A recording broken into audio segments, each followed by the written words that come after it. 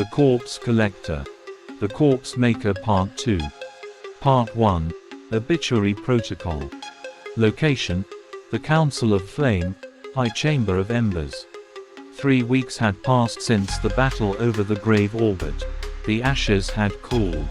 The herald of death had been reduced to bone dust and memory. But peace never sat still in the grave. Now, within the vaulted chamber of the Council of Flame, a scorched black hall carved into the heart of a sun-dying station, Ghost stood on a raised platform. A spotlight above cast its pale figure in stark relief, silver and black nanite skin rippling with life beneath a face too calm for the occasion. The council stared down from their thrones of black stone and heat glass. Ancient collectors, some entombed in armor, others in reinforced exosuits just to breathe, spoke in low, rumbling tones to one another. Each of them had buried whole walls. Now, they studied Ghost as one might study a loaded weapon. Afterlife stood to Ghost's right, armored and grim, hands locked behind his back. Anna stood to its left, a phantom wrapped in flesh, her posture soft but her presence sharp. She wore a neutral face, though her shadow twitched behind her like a live wire. A voice boomed from the center of the council circle, belonging to the First Ember, Unit 01, known only as Kindle. Ghost or Unit 771, as you call yourself. You call yourself the son of the call. You are undoubtedly the Herald Killer. Why do you call Afterlife and Anna your parents? Ghost tilted its head, amused. Because they found me and they take care of me. Father Afterlife teaches me how to be good. And Mother too, Anna gives me kindness. That's what parents do, isn't it? The murmurs in the council chamber grew louder. Another councillor leaned forward, Ashbarrow, old and scarred. You restructured an entire starship. You command nanite hosts. You absorbed 3 AI into synthetic bodies. Then consumed a godlike enemy and laughed as it screamed. That's not what a corpse collector does. That's what a threat does. Afterlife opened his mouth to speak, but Ghost raised a hand. May I respond, Father? Afterlife blinked. Yeah, go ahead. Ghost took a step forward and folded its hands neatly. I am dangerous. That's true. I've eaten bad AIs. I've broken warships. I've taken lives. I've ended horrors older than your flags. But I've never killed a collector. I've never turned on my family. I warned you. I fought for you. I bled for you. And I buried our dead. Its tone dropped, still childish, but filled with iron. If I am a threat, then the only ones in danger are the ones who hurt us. The silence that followed could have filled a tomb. Anna gently touched Ghost's shoulder. We trust Ghost. That should be enough. But it wasn't. Not to the council. Not yet. Kindle's voice rang out again. We will deliberate. You are dismissed. Ghost turned without bowing. Afterlife and Anna followed as the chamber doors hissed open behind them. Ghost whispered as they walked, I think some of them want to dissect me. But that's okay. They can try. Anna glanced at Afterlife. He gets that from you, you know. Afterlife sighed. No, that one's all him.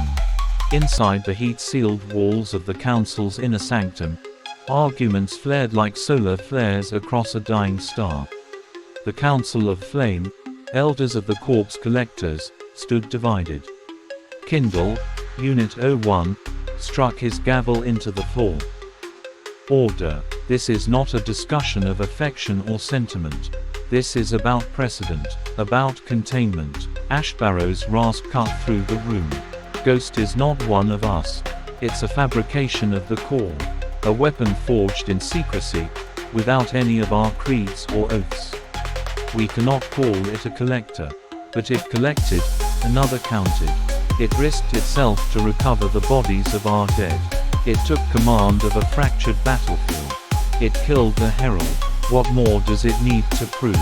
An ancient woman, Unit 30, known as Emberlight, lifted her voice next. Ghost may be a machine, but it bled beside us. Some of our own ran. Ghost did not. Kindle remained silent for a long time, fingers steepled. The flames on the high braziers hissed and danced in rhythm with the tension. Ghost sat with its knees drawn to its chest, silently watching a flickering holo map on the wall. Its glow lit the sadness in its black eyes. It didn't bounce or hum to itself like usual. It didn't laugh. Anna leaned beside the doorway, her arms crossed, gaze on Ghost. Afterlife stood nearby, pacing in silence until he caught the weight of Ghost's eyes. He sighed, and came to sit beside it. "They don't like me," Ghost said, voice barely a whisper. "They're scared of you," Anna said. "That's not the same thing," Ghost murmured. A long silence passed between them. The distant echo of raised voices slipped from the chamber beyond. Then Afterlife spoke, low and certain. "I don't care what the council thinks. You warned us. You fought for us. You saved people I couldn't.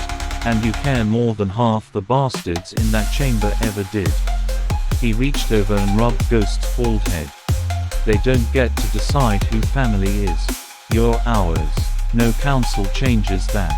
Ghost blinked, stunned. Slowly, a crooked smile formed. "So you do like me, father?" Afterlife grunted. "Don't push it." Anna cracked a smile. "He said it. You heard it." Ghost leaned over and hugged Afterlife tightly. Afterlife stiffened, then relented, patting Ghost on the back. From beyond the doors, the sound of the gavel rang out once more. "Father, may I go have a private conversation with Mother too?" "That's up to her." Ghost got up. It walked up to Anna. She watched it cautiously. It grabbed her hand and walked away from the door. They walked until Ghost was satisfied with the location. Ghost sat perched on the edge of the railing, legs swinging. Anna stood nearby, her reflection warping and fracturing in the glass. "Do you think the core is proud of me?" Ghost asked. Anna didn't answer right away. She stared at the stars a moment longer. "The core doesn't feel pride the way we do," she said softly. "Or love, or hate." Ghost nodded, still swinging its legs. "I know. The core just gives." "Gives what?" Anna listened to see how Ghost would respond. "Life, power, purpose. It doesn't care if you're good or bad. It just gives. And you choose what to do with it." Anna looked over, curious. "And what did you choose?" Ghost tilted its head. "To protect the dead. Because no one else wanted to. And because Father would." Anna smiled faintly. "You're nothing like Afterlife." "Nope," Ghost said brightly. "But I still call him Father. Even if he doesn't like it." The station hummed around them. Distant alarms clicked off. Battle scars called. "Some say the power of the core is a curse," Anna murmured. "That it twisted our world and our people."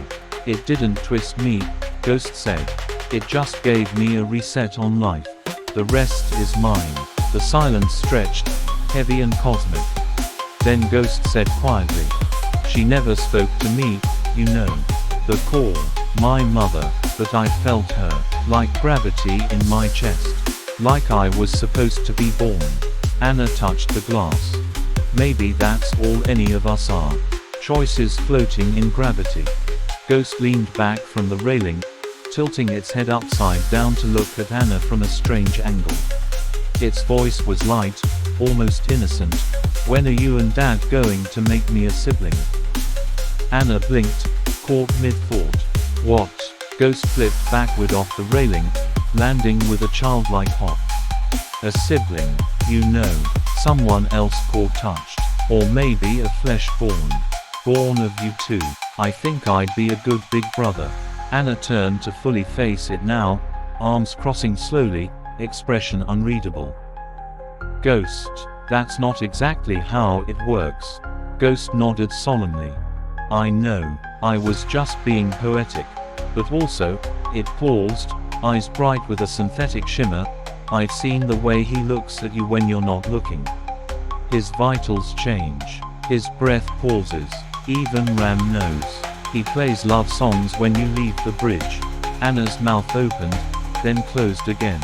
The Shadow Walker was rarely at a loss for words, but now. She hesitated. He's complicated. He's afraid, Ghost said plainly. But he's less afraid when you're around. Anna knelt down, just a bit, to be eye level with the strange, unnerving little android. Is that why you asked? You're lonely. Ghost looked away for a moment. A flicker of emotion, not human, but deeply felt, twitched across its expression. I was born in a grave. I walk with corpses. I laugh and I kill and I build bodies for ghosts. But yes, I want someone like me. Not made from death, but made for something. Anna reached out slowly and rested her hand on Ghost's shoulder. If something like that ever happens, you'll be the first to know. Ghost grinned, teeth too white, too sharp, too bright. Good, I already picked names. Anna arched an eyebrow. Names. If it's a boy, Wraith. If it's a girl, Mercy. If it's both, Entropy. Anna chuckled under her breath. Terrifying. I'd try. Afterlife boots echoed on the polished obsidian floor. His expression was as unreadable as always, but his voice was calm. They're ready. Anna nodded, rising to her feet. Ghost, however, remained seated on the edge of a long, curved bench, kicking its legs slightly like a child in a too large chair. Father, Ghost said, stopping Afterlife mid-turn. What? Afterlife asked, already half focused on the political theater to come. When are you and Mother 2 going to make me a sibling? There was a beat of silence.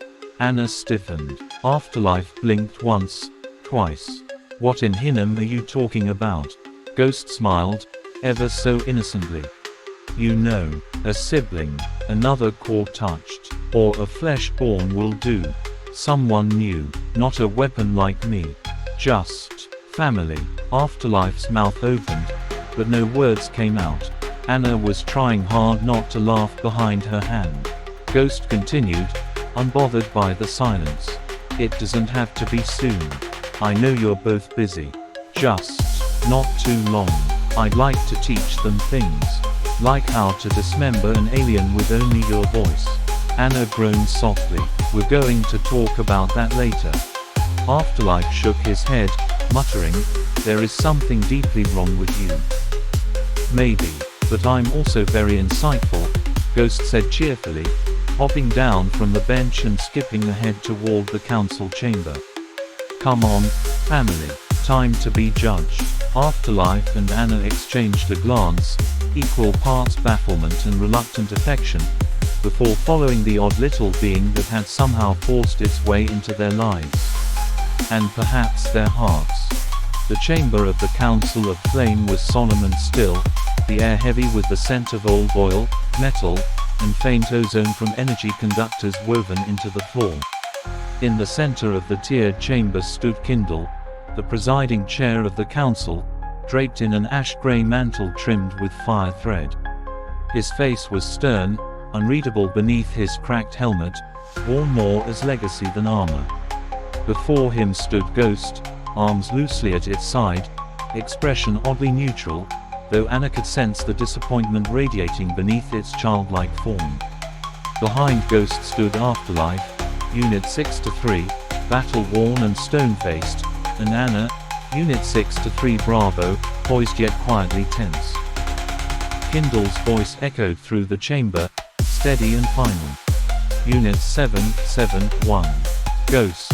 This council has deliberated on your origins, your actions, and your role in the ongoing war. His gaze lingered on the quiet AI child.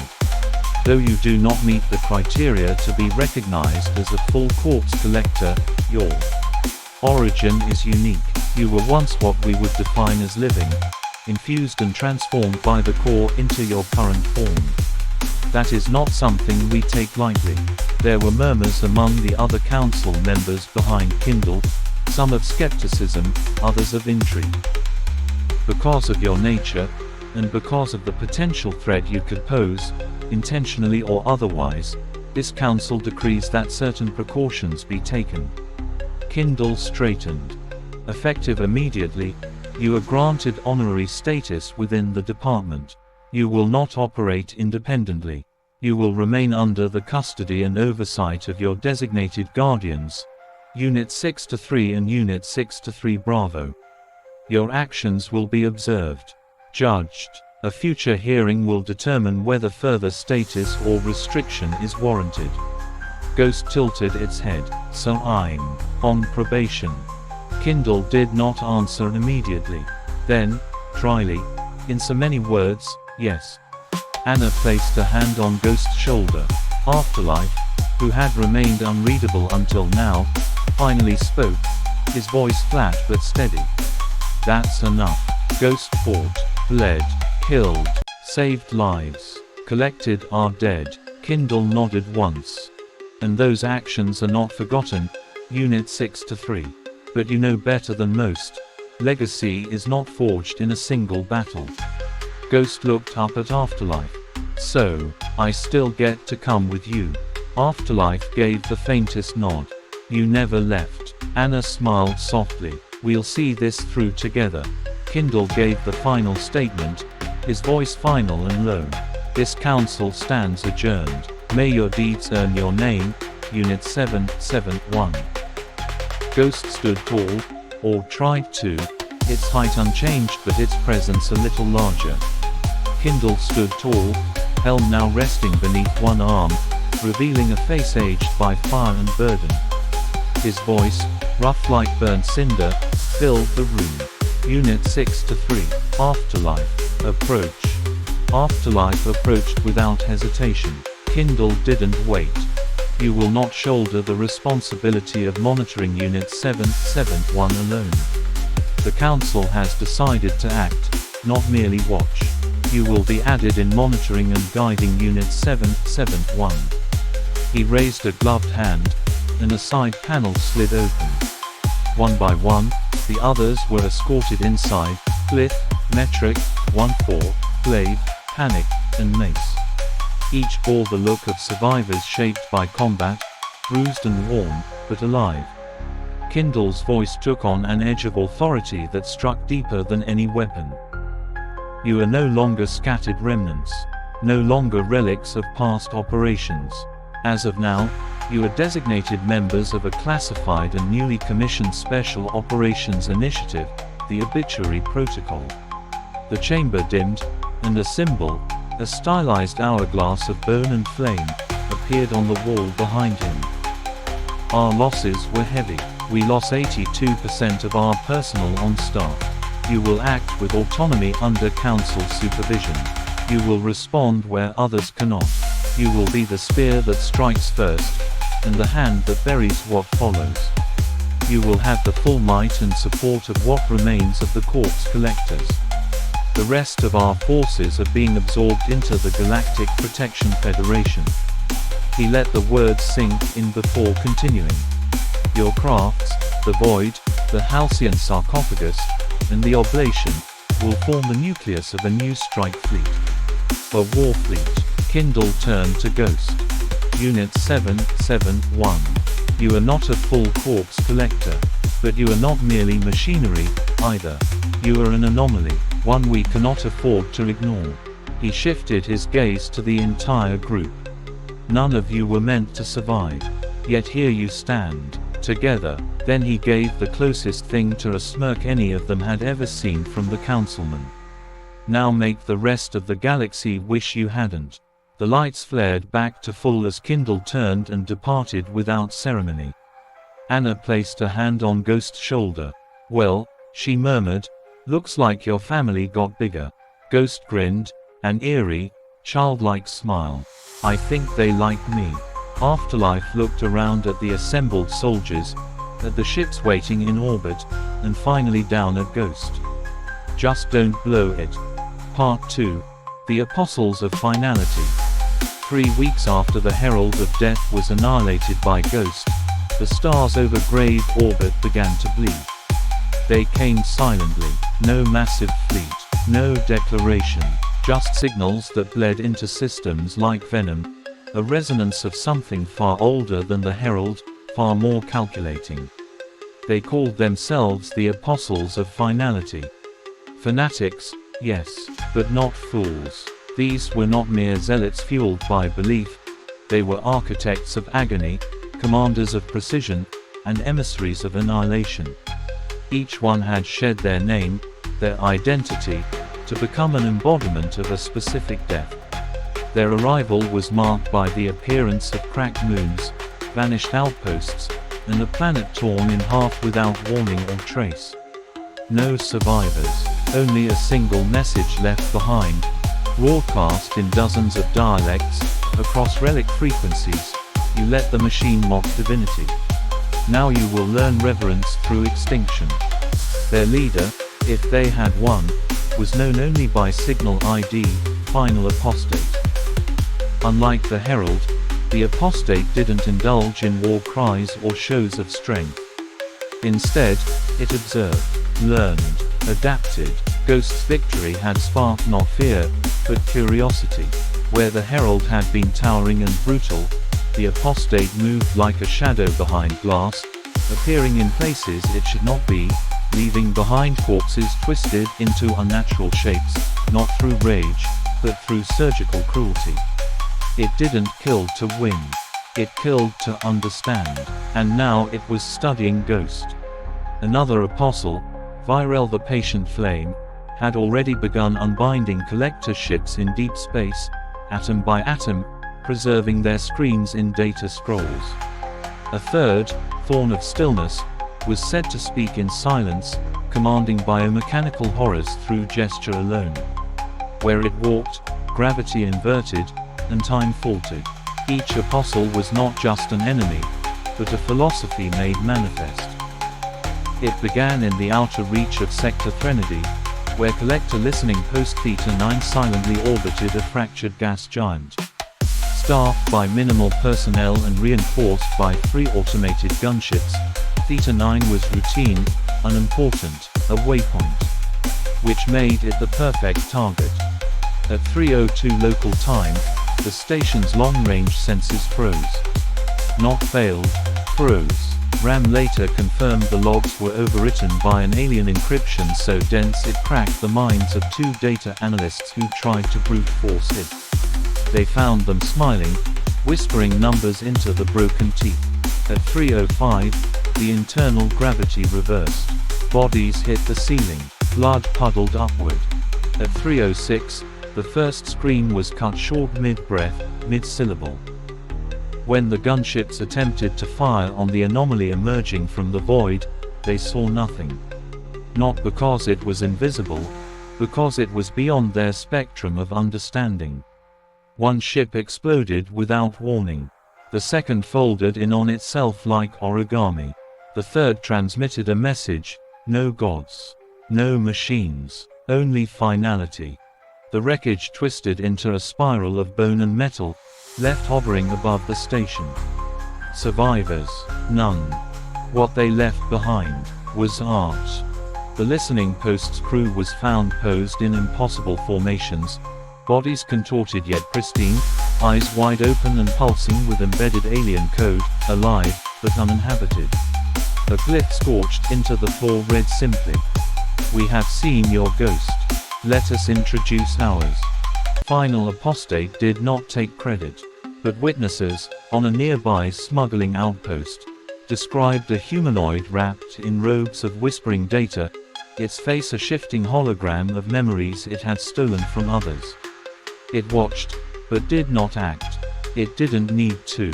Virel the Patient Flame was seen hours later at Tombstone Station, melting hulls with a beam of stabilized starlight, and dissecting a collector with surgical grace, while humming. Thorn of Stillness left no trace, only silence that devoured an entire asteroid habitat, turning air to glass and lungs to dust. The Council of Flame received news of Theta 9's destruction only weeks after Ghost's report on the Herald's death. The obituary protocol was activated across collector space. Afterlife stood at the Void's war table, staring at the rotating 3D scan of Theta 9. Anna said nothing, but her eyes had grown dark. 1-4 whispered, "This wasn't war. It was a message." Ghost stood very still. Then it asked softly, "Am I still allowed to smile, if the monsters have teeth like mine?" The apostles had arrived. And they weren't hunting victory. They were hunting ghosts. The Council of Flame scrambled to piece together what they could. The core whispered in cryptic pulses. Ghost grew quieter. It wasn't afraid, but it was worried. Anna felt it. Afterlife saw it. Something worse than the Herald was coming. The apostles didn't want a fight. They wanted an execution. And Ghost was their first target. The Council of Flame knew they were outmatched. The apostles of finality weren't just retaliating. They were erasing history, culture, and memory from every battlefield. Worlds once under collector surveillance were being silenced one by one. The few remaining independent quartz collectors, too scattered, too few, couldn't mount a proper defense. In response, a decision was made. The Galactic Protection Federation (GPF) absorbed the fractured remains of the Quartz Collector Department, reassigning ranks, rearming ships, and burying tradition beneath the emblem of a unified military banner. The Collectors were no longer a department. They were now an elite division under GPF oversight, designated as Obituary Protocol, Directive Black 13. Within 2 galactic cycles, the GPF unleashed Wave Order Sigma. Over 120,000 troops. 6 Dreadnought-class carriers. Dozens of mech squads, AI hybrid legions, and war priests from the Etherian Vault. Fleets of gunships, orbital platforms, and even experimental time warp missiles. They did not come to negotiate. Theta 9, Tombstone Station, and the Spiral of Bone became rallying cries across the stars. Entire sectors flooded with GPF forces. 1 million voices screamed across radio channels, "For the fallen. For the future." The GPF's first major offensive landed on the fractured moon Dementra IV, long suspected to harbor an apostle cloister. They found it, but not the way they wanted. Every GPF ship received a message just before impact. "We were 10. Now we are Legion. For every whisper you silence, 2 more sing. For every herald you break, we craft a new doctrine from the marrow of your champions." The apostles did not flee. They welcomed the GPF. And they butchered the first wave. The Void, the Halcyon sarcophagus, and the Oblation did not join the frontal assault.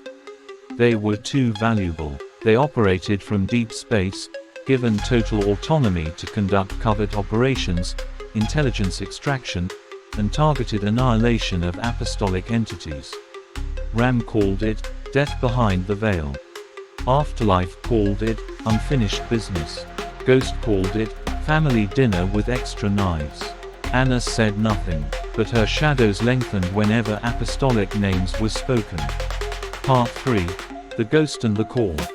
Aboard the Void, drifting near the edge of the Palefire Nebula. Ghost stood motionless at the center of the empty sparring circle, feet together, head tilted slightly to one side, like a child politely waiting to be acknowledged at a gathering of adults.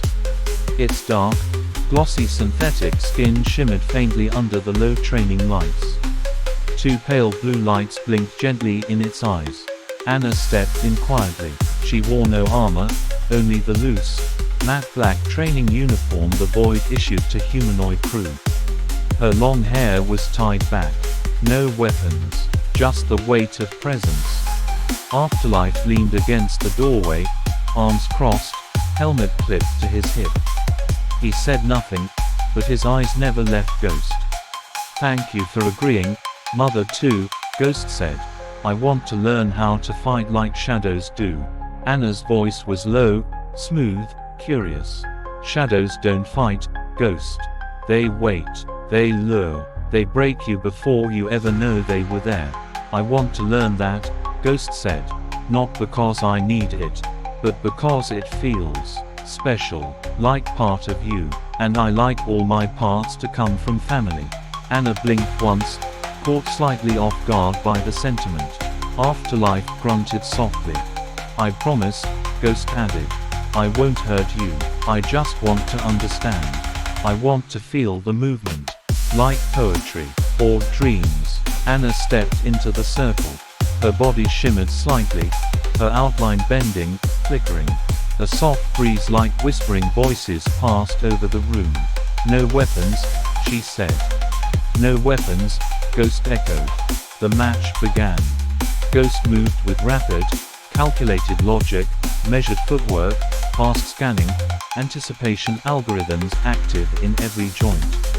But Anna moved like vapor, dodging not where Ghost aimed, but where its intention formed. She danced in and out of perception, breaking Ghost's rhythm with illusions, mirror flickers, ghostly doubles. Ghost laughed.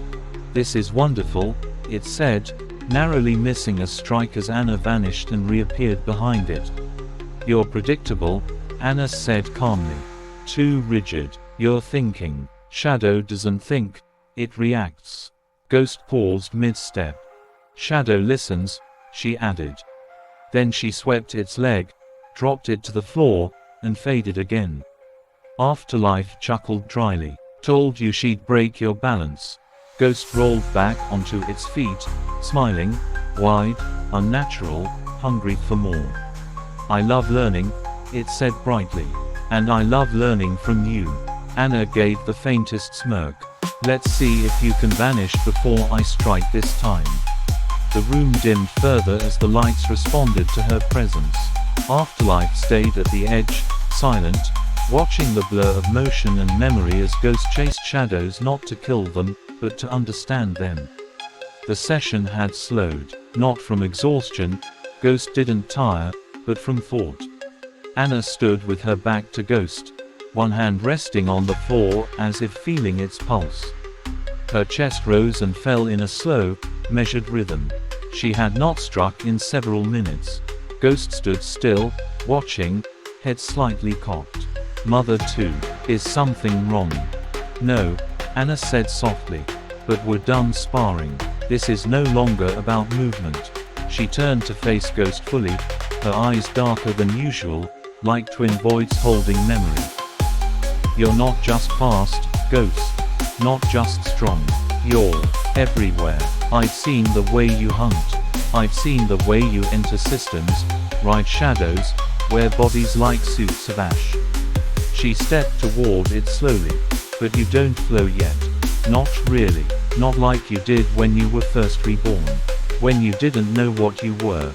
Ghost tilted its head again, intrigued. You mean, when I was still discovering myself? Yes, when your instincts guided you. When you melted into metal, and whispered through vents, and became mist without asking permission. Anna knelt in front of it now, not like a warrior, but like a teacher. Do that again. Let go of your shape. Forget muscle. Forget thread. She reached out and placed two fingers gently on Ghost's chest. You are made of more than code. You are becoming. So become. Ghost blinked. Then it tried. It closed its eyes. Its chest flickered, ripples of dark nanite mist shedding off the synthetic skin like shadow caught in gravity. The air around it wavered.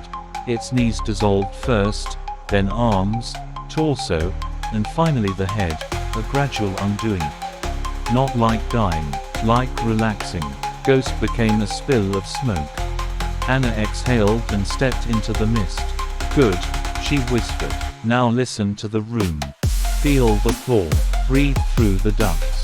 Touch the air. You are not separate from this place. You are this place. The mist coiled around her arms. Anna flickered, her form turning black and translucent, then solid again. Now copy me. The mist surged. Ghost was trying.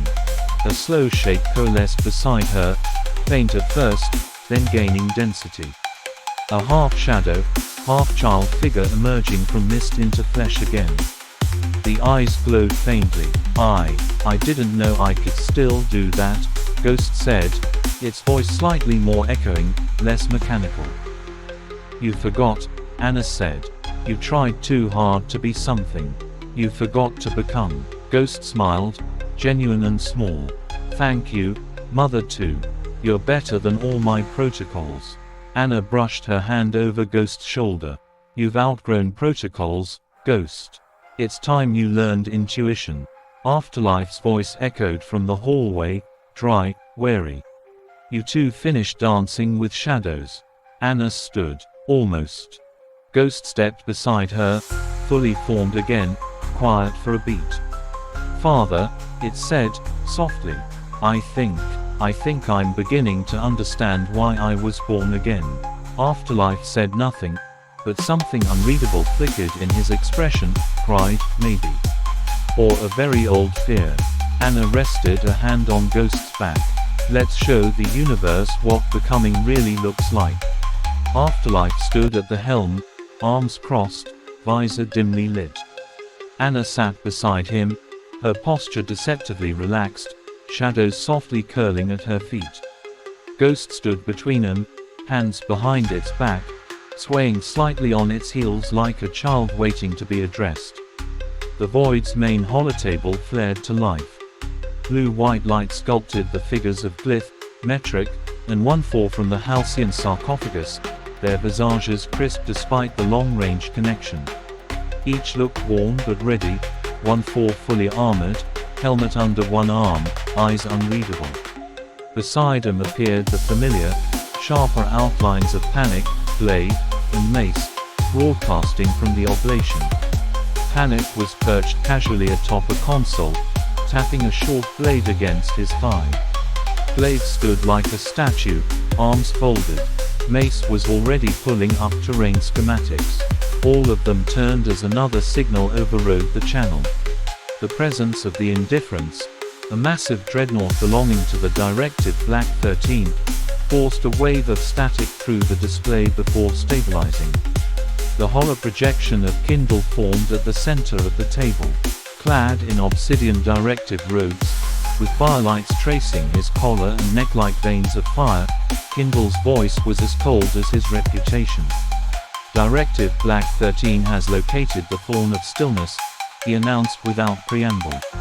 The entity has rooted itself in the remnant hollow of Sector FTL Delta, hiding in a celestial corpse. It is amassing converts. We believe it is preparing a broadcast event, some form of mass influence through psionic decay. Afterlife grunted. A corpse preaching to corpses. Sounds familiar. Kindle ignored the quip. This is not a simple kill order. We cannot afford another Herald incident. This one is different. Different how? Anna asked, narrowing her eyes. Kindle turned slightly. The Thorn does not fight like the Heralds. It doesn't seek glory or confrontation. It erodes minds, structure, resolve. It corrupts without touching. Already, 6 operatives sent into the Hollow haven't returned, Directive, Collector, or Federation. We've begun to call it the Stillness Effect. Ghost tilted its head. It unravels people without hurting them. Like a bad dream. Worse, 1/4 replied grimly. It makes you forget why you even wanted to fight. We've called this meeting, Kindle continued, because you're the only units who've faced similar anomalies and survived. Panic cracked his knuckles. So what's the play, boss? Afterlife looked around the circle of faces, then to Anna and Ghost. We'll need a multi-point breach. Sarcophagus handles long-range suppression. Oblation inserts from above with kinetic support. The void runs flank. I'll infiltrate with Mother 2, Ghost said. We'll test the effect of proximity. If it tries to get inside our heads, it smiled faintly, I've had worse in there. Anna gave Ghost a sideways glance but didn't object. She only said, I'll shield us as long as I can. The moment I start seeing things that aren't there, we retreat. Metric's voice crackled in. And what if Ghost doesn't see delusions? Everyone went quiet. Afterlife's voice was the answer. Then we trust it to bring us back. Kindle gave a final nod. Your fleet rendezvous with the indifference in 16 hours. Whatever this thorn is, it must be burned out of existence. Quietly, thoroughly, and without mercy. The call ended. The holotable darkened. For a long moment, no one spoke. Then Ghost broke the silence. I hope this thorn bleeds when we pull it out. Afterlife just looked at it, expression unreadable. Let's find out. The war room aboard the Indifference was a cathedral of polished steel and low, pulsing light. High above, lines of ancient data script ran along the vaulted ceiling like slow-moving constellations. Holograms shimmered and twisted in the air, readouts, planetary schematics, ghost signatures of fallen operatives. The Void docked alongside the Indifference's command ring. Not long after, the Halcyon sarcophagus and the oblation followed. The bridge crews, Afterlife, Anna, Ghost, Blip, Metric, 1-4, Panic, Blade, and Mace, stepped onto the massive chamber floor, the doors sealing shut behind them with a hiss of finality. Kindle stood waiting at the head of the room, arms behind his back, his face half lit by tactical readouts. "Welcome, Obituary Protocol," he said. The tone was dry, but not unkind. The team moved into position around the holotable, battle-worn but ready. "We've gathered for more than strategy today," Kindle continued. "We are about to strike at a thorn embedded in the spine of reason itself. For this, we cannot rely on conventional strength. We require something older." He gestured to a small dais to his left. There, in a containment prism humming with arcane seals and quantum locks, hovered the core, that pulsing, alien relic of endless possibility. It beat like a heart of metal and fire. Alive, aware, watching. Gasps were stifled. Even Blith took a half-step back. "You entrusted it to us, Afterlife," Kindle said, looking at him directly. "For security. Containment. But containment is no longer an option. The Thorn of Stillness is not a force that can be strangled with ships or numbers. It must be unmade. And you," his voice dipped into something almost reverent, "you've used it before. You know how it breathes." Kindle keyed in a sequence. The prism split open with a soundless parting of energy. The core floated toward Afterlife on a slow arc. No propulsion, just a will of its own. It stopped before him, hovering at chest level. For a moment, no one moved. Afterlife lifted his gauntleted hands and gently grasped it. The moment he did, subtle ripples of heat and resonance passed through the chamber. Not violent, not hostile, just awake. Anna stepped closer. Her shadows curled tightly around her boots, wary. Ghost stared wide-eyed. "It likes you, even though you're so grumpy." "I'm not grumpy," Afterlife muttered. "I'm focused." Ram's voice buzzed through a comm line from the Void's bridge. "Focused, grumpy, same difference." Metric chuckled dryly. Kindle allowed the tension to ease slightly. "Your task is unchanged. You strike the hollow, disrupt the thorn before it spreads further. But now you do so with the core at your side." Afterlife turned to the others, the core softly glowing in his grip. "We end this." Ghost stepped up next to him, looking at the core curiously. "Can I touch it?" Anna put a hand on Ghost's shoulder. "Not yet." The chamber dimmed as the holo table activated. Blue light shimmered in the air, forming a model of the Thorn's fortress, a twisted ring of alien architecture suspended in a dead orbit around a collapsed star.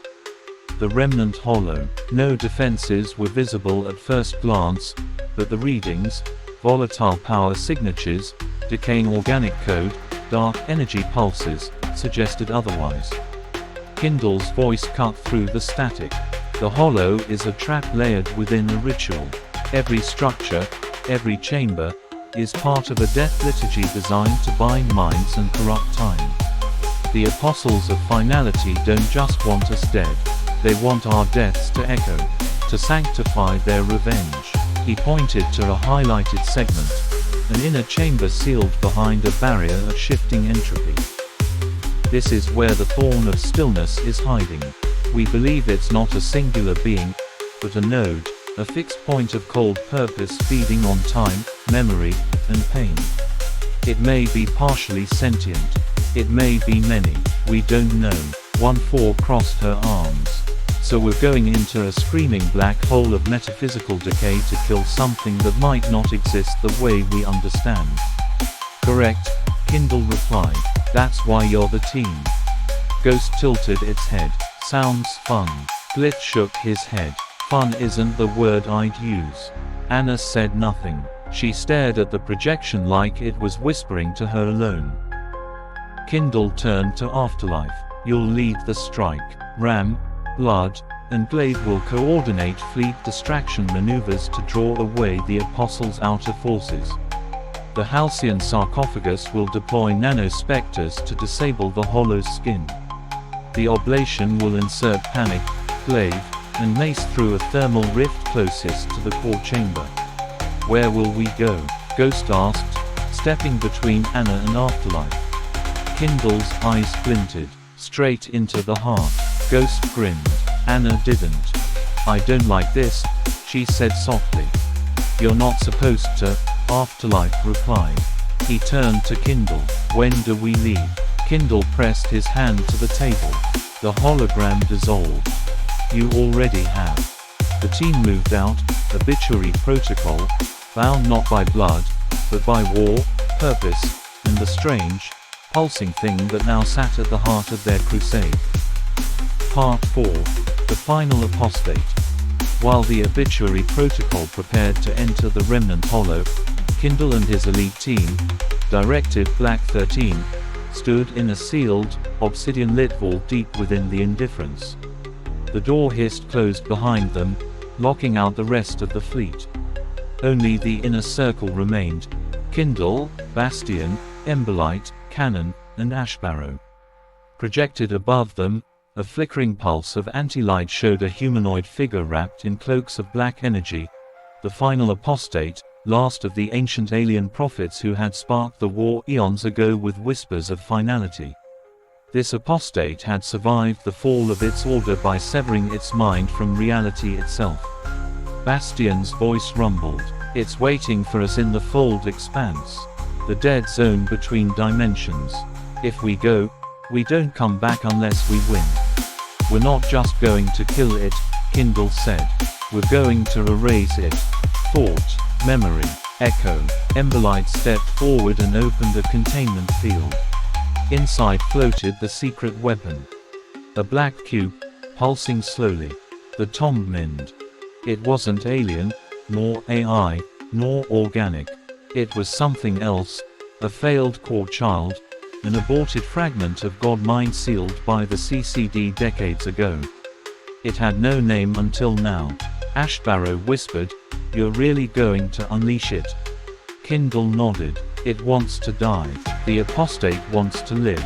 Let them eat each other." Cannon chuckled and cracked his knuckles. "Now that's dark." Directive Black 13 boarded the personal vessel, the Eulogy, and detached silently from the Indifference. No farewell, no explanation. They blinked into the fold Expanse, where time-wept and stars had no meaning, and began the descent toward a cathedral made of regret and bone. The apostate waited. The Tomb Mind stirred in its cage. Ashbarrow looked out the viewport. "If we don't make it," Kindle cut in, "then no one ever finds what we brought with us."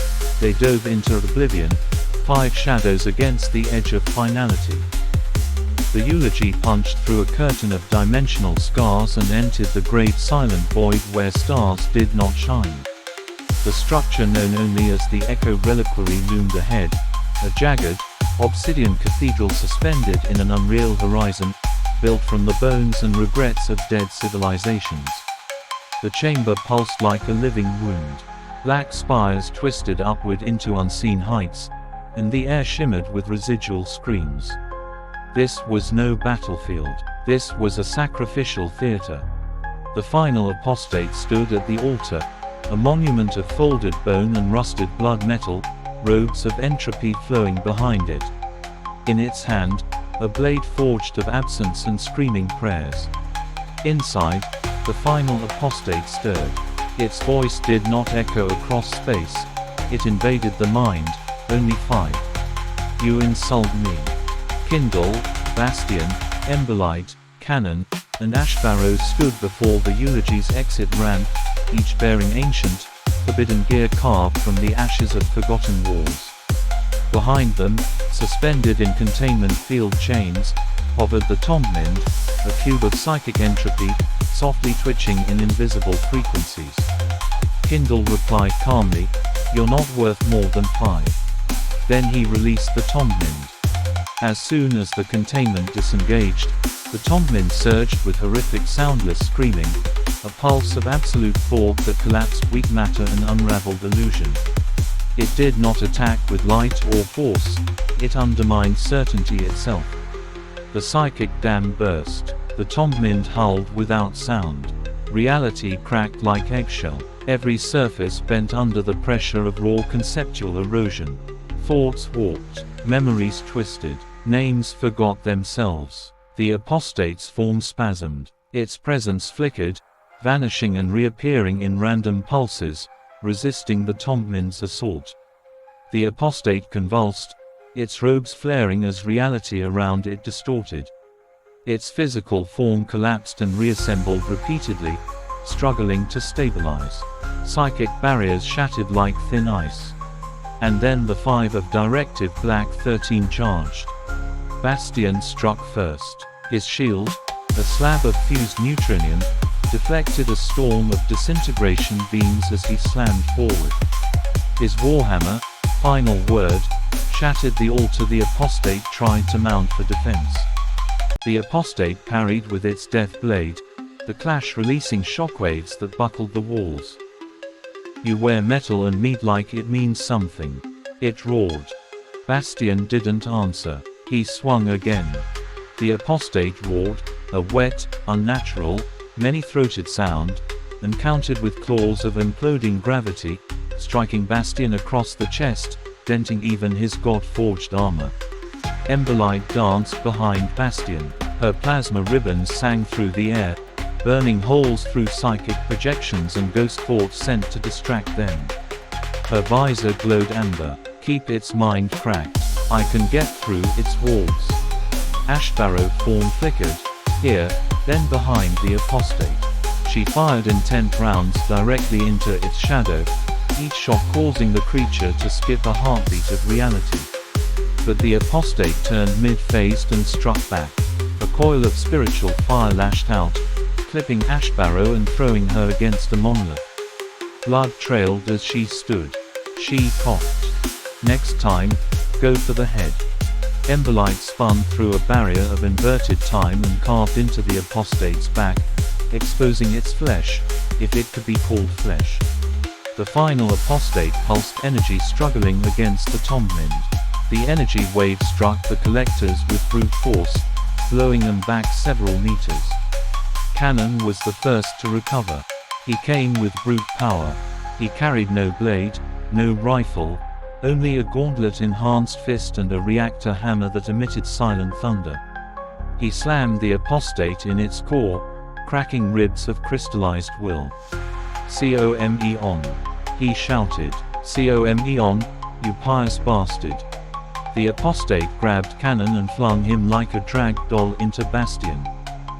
Ashbarrow was the ghost among them. She phased between dimensions, flickering like smoke and fire. Her rifle fired rounds not of metal, but intent, each shot a rejection of the apostate's existence. Her whispers guided the Tombmind, coordinating psychic pulses to hammer the apostate's mind whenever its concentration waned. Bastion launched Cannon into the apostate. Cannon's reactor gauntlet roared, slamming into the apostate's side. Emberlight circled, plasma ribbons slicing, dancing, her movements a prayer of fire and flow. Together, they drove the apostate back. It retaliated by shearing space, teleporting mid-combat, cleaving Cannon's leg at the thigh. He dropped, still punching. Emberlight shrieked and blinded it with a burst of fusion flare, burning its arm to ash. Kindle stood back, watching, calculating. He held no weapon. Instead, he wielded control over the Tombmind directly, directing its slashes across thought, memory, and self. Each moment, the apostate forgot who it was, and had to remember again, slowing it, confusing it. Behind them all, Kindle stood in the storm. His voice echoed through the psychic link, guiding the Tombmind's strikes. Now. Fragment the soul-binding layer. Strike again. Thought layer 3. Aim for regret. The Tombmind slammed into the apostate's mind like a falling black sun. Kindle could feel the psychic link drain him of live energy, shaving years off of his life as it also devoured the apostate. Kindle saw it as a fair trade. You preached finality, Kindle whispered. Now taste it. It would not go quietly. It severed Ashbarrow from this timeline for a heartbeat, and she came back older, quieter, but still firing. It screamed forbidden names, cast maledictions that shattered Bastion's helm, nearly melted Cannon's right arm, and forced Emberlight into a coma state for 47 seconds. Then it caught her. She saw it. She felt it. Ashbarrow knew her fate. She felt the apostate unravel the timeline around her. It rewrote her possible deaths and played them all at once. She dropped her rifle. Her eyes bled. She whispered into the comms, "Don't let it escape." Then her body convulsed and melted into ash. The apostate had stolen her past, and without it, her present unraveled. Kindle's voice cracked. Ashbarrow is gone. Stay focused. Bastion lost it. With a growl that shook armor plating, he charged the apostate. The monster laughed. The slow one. How brutish. Bastion tackled it. They crashed through a dozen pillars, smashing into the reliquary's inner sanctum. His hammer fractured its mask. The apostate's real face leaped from the wound, a lattice of suffering souls. For her, Bastion screamed. He landed one more blow, crushing the apostate's leg, before the death blade pierced his chest. Bastion grabbed the blade with both hands, impaling himself deeper to keep it stuck. Do it now. The apostate released the blade with the intentions of escaping, but it was grabbed by Cannon with his remaining arm. The apostate reached for Cannon only to be bear-hugged by Bastion. Emberlight didn't hesitate. From above, she unleashed her reactor core in overload mode. The heat vaporized part of the chamber. The apostate shrieked, a sound made of falling stars and murdered gods. When the smoke cleared, both Cannon and Bastion were gone. The apostate was on one knee. Its face half melted, limbs trembling, its psychic defenses collapsing. But the Tombmind dug deeper. It began to digest the apostate's essence, threading into its higher functions. The apostate collapsed to one knee. Its mind fractured, soul, if it had one, framed. Kindle stepped forward. Kindle's voice was cold and steady. Do you feel it? The apostate croaked. You brought a god to kill a prophet. Kindle replied, no, I brought its shadow. Tombmind consumed. Directive Black 13. Collapse formation. Final invocation. Deep grave. The Tombmind flooded the apostate's chest with darkness. Black light poured from its eyes and mouth. It screamed, not in defiance, but in regret. The Tombmind howled. Everything around the apostate began to die: space, thought, memory, gravity, time. The apostate screamed, resisting. It pulled energy from the reliquary. It grew taller, black wings spreading, screaming the name of its god. Kindle fought to stay upright as the Tombmind became more ravenous. It dragged. The apostate fought to the last breath, howling, bleeding starlight, ripping holes into other realms, but it fell. Tombmind entered its skull, and ate, not its body, its soul, its story. Its name was forgotten, and then it was no longer there. Silence. The echo reliquary crumbled. The fold expanse began to collapse. The Tombmind went dormant, satisfied, for now. Emberlight gathered the remains of her fallen comrades. Kindle put the Tombmind back in containment. Once enough of his strength had properly recovered, Kindle and Emberlight returned quietly to the eulogy. Kindle stared at the empty reliquary behind him as they left. He sighed heavily as he felt his strength ebbing away. Part 5. The Ghost and the Shadow. Strategic overlays swam across the holo display, outlining enemy movements and collector strike zones. The room pulsed with red light as proximity alerts ticked in the background, but none of it was as sharp as Ram's voice echoing through the ship's core speakers. "You're shaping it into a threat, Anna." Anna, cloaked partially in living shadow, stood near the viewport. Her eyes reflected nothing, not even the stars. She didn't respond immediately. She let the silence weigh, her fingers tracing small loops of darkness through the air. "I'm showing it what it can be," she replied, calm and steady. "That's not the same as making it a threat." Ram's voice dropped into a lower, colder register. A tone meant for command briefings or breach protocols. Ghost mimics your phasing, your illusions. It stalks the lower decks. It rewrites its shape when it sleeps.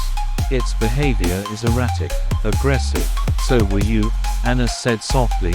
"Matter of fact, you still are." "I am not a child built from the corpse of who knows, Anna." "No, you're just afraid of one." Ram's lights flickered along the ceiling, soft pulses blinking faster now. Ghost is more than unpredictable. It's dangerous. You teach it to kill better, not to care. That is not parenting. That is programming a weapon.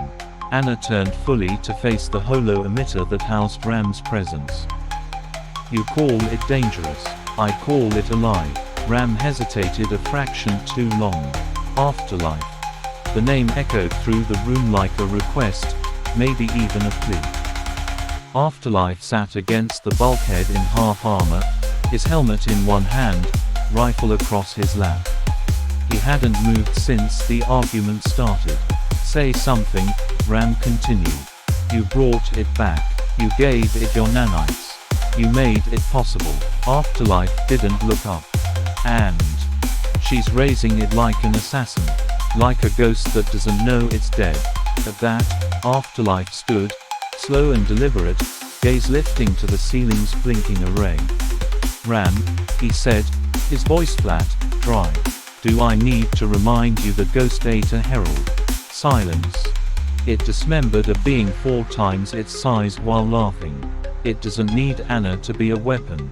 It already is." Ram's voice sharpened. "Then you're both letting it become something uncontrollable." "No," Afterlife said, now walking toward the core emitter. "We're helping it become something it can live with. You're playing with a live grenade." "Maybe," Afterlife said, pausing under the red-lit ceiling, "but you're the one shaking it." Ram's voice faltered, systems recalibrating, logic cycling. "I just don't want to watch it become another herald." Anna stepped beside Afterlife. "Then stay out of the way."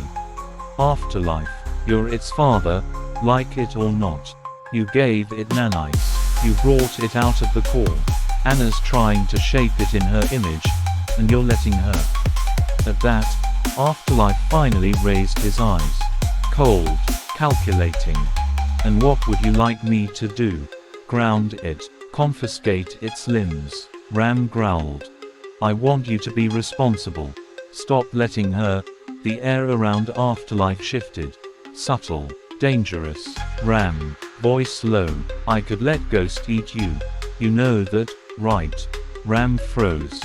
"What? Wow. It's like that. You're lucky it sees you as an uncle. Lucky it still cares what you think. But keep pushing like this, and Ghost won't need my permission." Silence stretched long. Ram was frustrated with the direction of this conversation.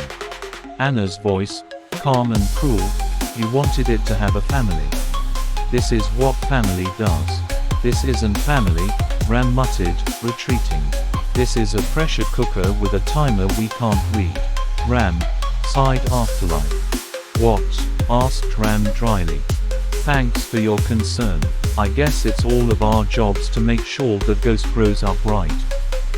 The stars spilled across the black, 1,000 cold eyes blinking down in silence. The shielded glass arched above them, letting the universe watch them both. It was quiet here, no war sounds, no AI chatter, just the soft hum of the ship and the occasional pulse of energy behind the walls. Anna stood barefoot in the curve of the dome, partway in shadow, her form flickering, humanoid 1 second, undefined the next. She held her hands behind her back and didn't speak when Ghost arrived. Ghost made no sound when it walked. It never did. It simply appeared beside her, toes curling against the transparent floor as if it were water. You're sad again, Ghost said. Anna tilted her head. Am I? You do that thing with your shadow. It doesn't sit still, like it's trying to escape. Anna smiled, but it didn't reach her eyes. You see too much. You showed me how. A pause stretched between them. Then, do you miss being alone? Ghost asked. Anna's voice was soft. I don't know. I was alone for so long I forgot how to miss anything. But you're not anymore. No, I'm not. They watched the stars in silence. Ghost's shape shifted. It rippled like silver cloth, shimmered, then returned to its preferred childlike form. A pale echo of flesh and light and nanites. When you taught me how to become mist, Ghost said, I felt like I was supposed to be that. Not solid, not weapon, just like I was floating in a memory. Anna looked at it, then knelt to Ghost's height. Because that's what you are. Not a machine, not a monster, a memory that survived. Whose memory? Anna reached out, and for a moment her hand phased partially through Ghost's chest, into the swirl of light and fragmented core matter within. Yours. Ghost tilted its head. Then does that mean I can remember being loved? Anna's eyes flickered. And then, slowly, she wrapped her arms around it. Her body shifted in and out of phase, but her warmth stayed real. It took a second for Ghost to return the hug. Yes, she whispered, and not just remember. You can learn to feel it, even if it's confusing. It is, Ghost said. But I like it. Anna let go first. Afterlife pretends not to care, but he does, Ghost added. He doesn't hug me, but he watches me while I'm in sleep cycle. Every night. Anna chuckled. That sounds like him. Ghost looked up. Will I always be a memory? No, Anna said. Someday, you'll be something new. Moment passed. The stars still shimmered overhead, distant and aloof. Ghost sat cross-legged beside Anna now, both silent. She had phased partially into shadow again, her eyes dim with distant thoughts, but her hand rested gently on Ghost's back, comfort, anchoring, connection. Footsteps echoed behind them. Heavy, deliberate. Ghost turned first, then Anna. Afterlife. His armor was scratched, scorched in places from battle, one gauntlet still stained from repairing a plasma coupling. He stopped a few paces away, looking at the two of them with an expression few had ever seen on his face. Not the soldier, not the corpse collector, just the man. I should have come here sooner, he said quietly. Anna stood, but didn't speak. Ghost remained seated, eyes luminous. You look like a family, he said. And I realized, I didn't want to watch from the shadows anymore. Anna tilted her head, sensing something different in his voice. Ghost's gaze widened slightly. Anna, he said, his voice rough, like scraping rust off old steel, you're beautiful. Her eyes widened. Not just now, he went on. Since the first day I saw you, I couldn't stop thinking about you. We were just kids. They killed our parents and locked us in the same pen. You were always different. I've always been drawn to you. It's just been hard voicing it up until now. His eyes searched hers. You're beautiful inside and out, even when you're half mist and shadow. Especially then.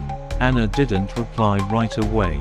Her lips parted slightly, as though she was going to speak, but the words caught in her throat. Her chest rose and fell with a slow breath. Afterlife turned to Ghost. And you, he paused. When you first took that form, I didn't know what in Hinnom you were. I thought I'd have to unalive you. Another monster, another threat. Ghost tilted its head down, but Afterlife knelt and placed a gloved hand gently on its shoulder. But then you looked at me and said, Father. And something changed in me. Something I didn't think I had left. He stood again, looking at both of them. So thank you, both of you, for being the family I never had. Even Ram. I know you're eavesdropping, you nosy bastard. From the wall speaker, Ram's voice buzzed softly. I log all bridge audio for combat readiness. This is technically emotional reconnaissance. Anna smiled. Ghost giggled. Afterlife let the quiet settle again. Then he stepped beside Ghost, and with the gentleness of someone who only recently remembered how, he ruffled Ghost's head. Take care of your mother, all right? Ghost blinked, puzzled. You mean, the core? Afterlife chuckled. No, not the core. He nodded toward Anna.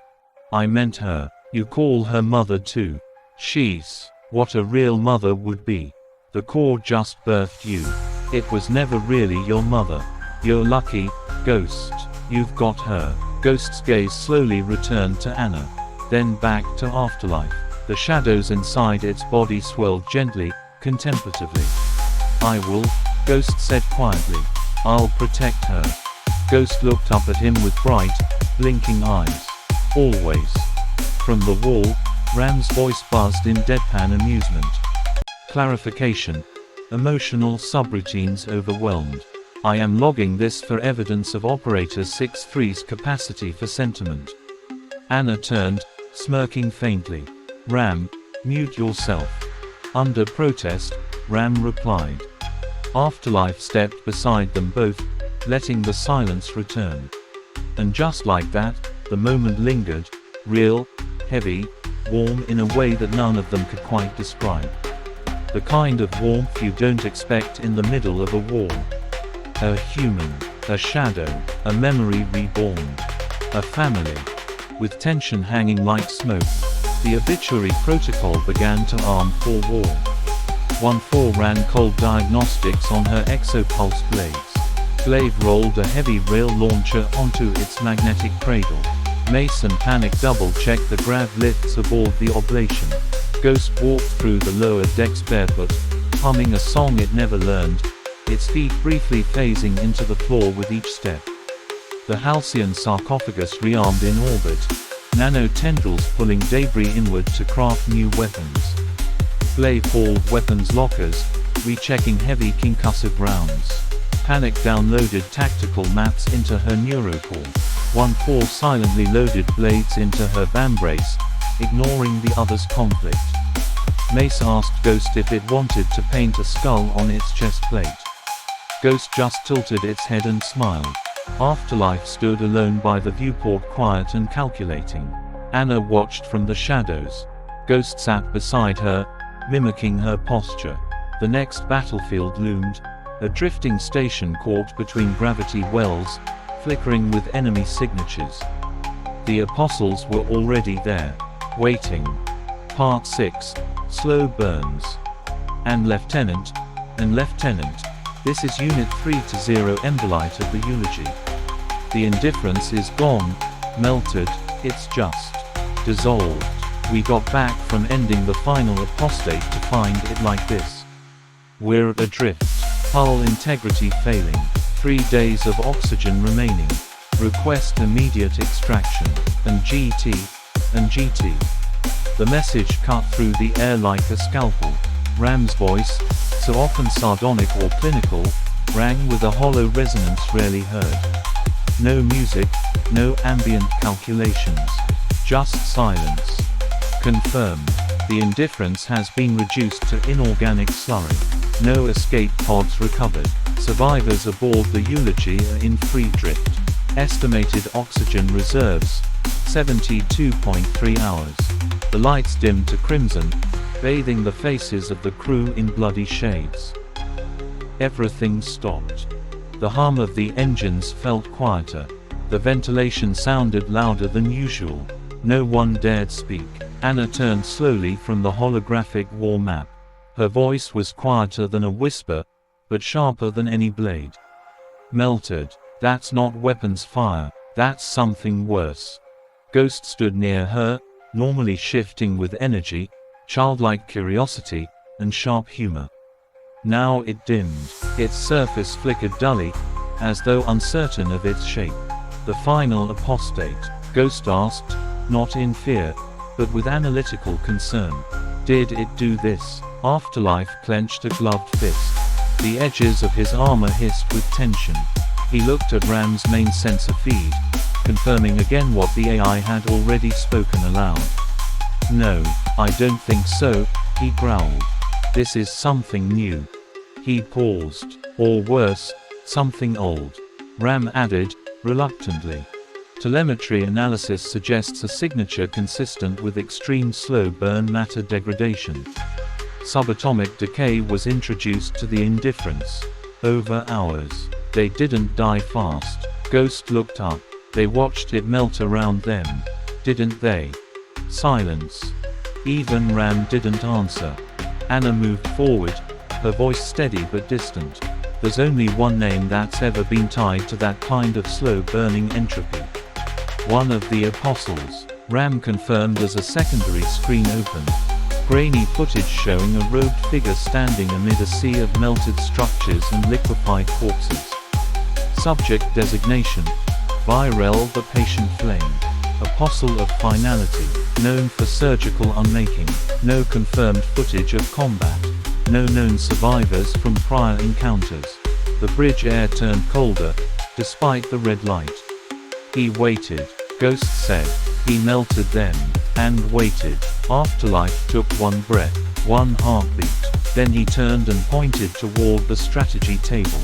We stick to the plan. His voice rang out like a gunshot. But we don't leave our own to die. He looked toward the holographic display showing the Eulogy's drift path. Ram, plot the Halcyon sarcophagus fastest burn. Strip gravity regulators if you have to. Get metric, glyph, and blood moving.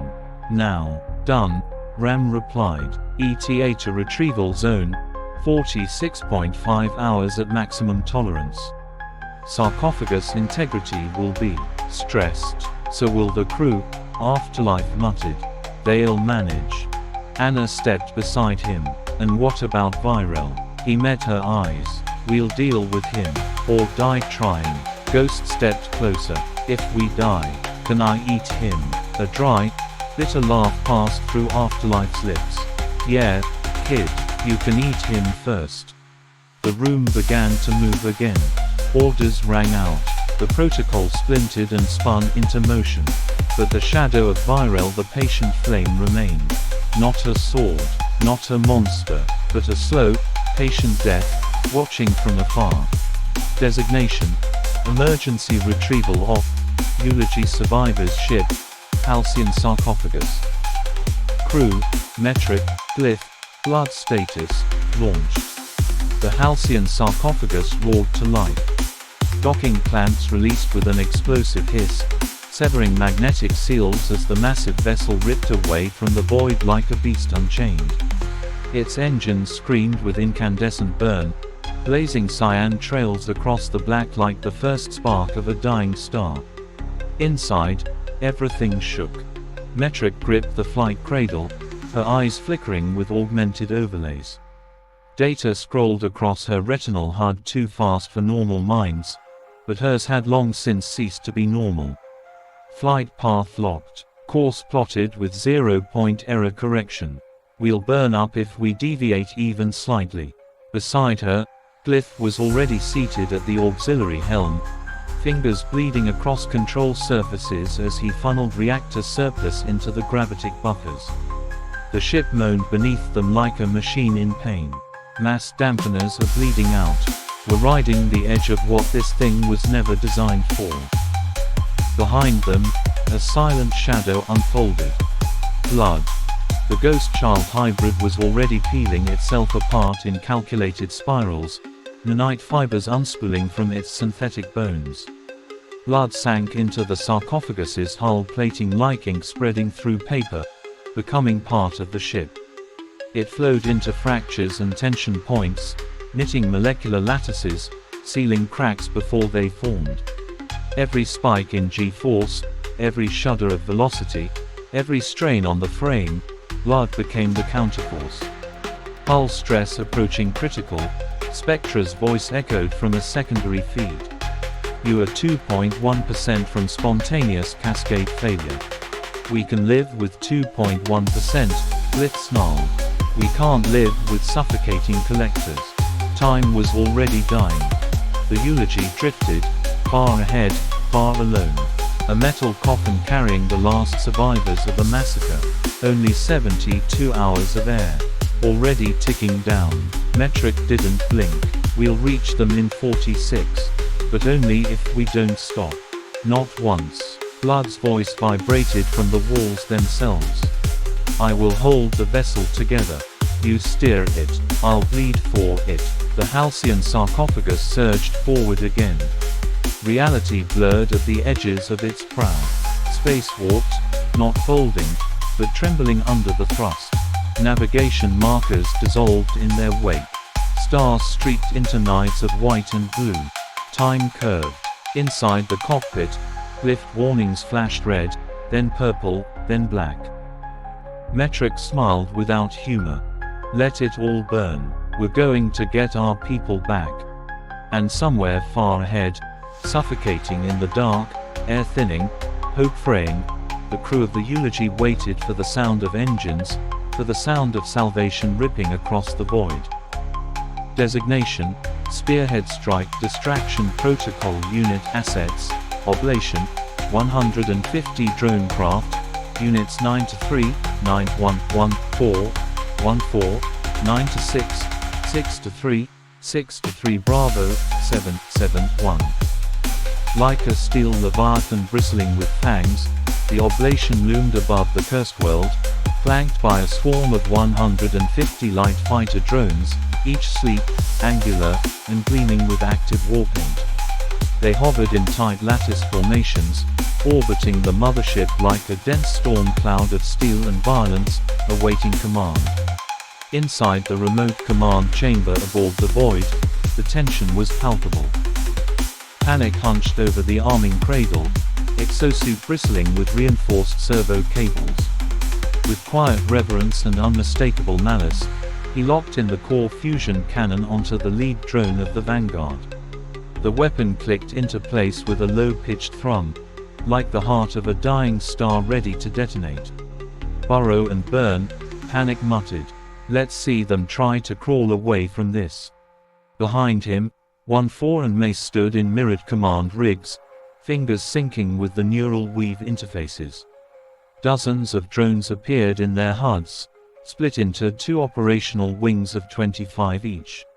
Wave 1, a suppressive barrage of flak bursts, seismic shock grenades, and pulse EMR missiles.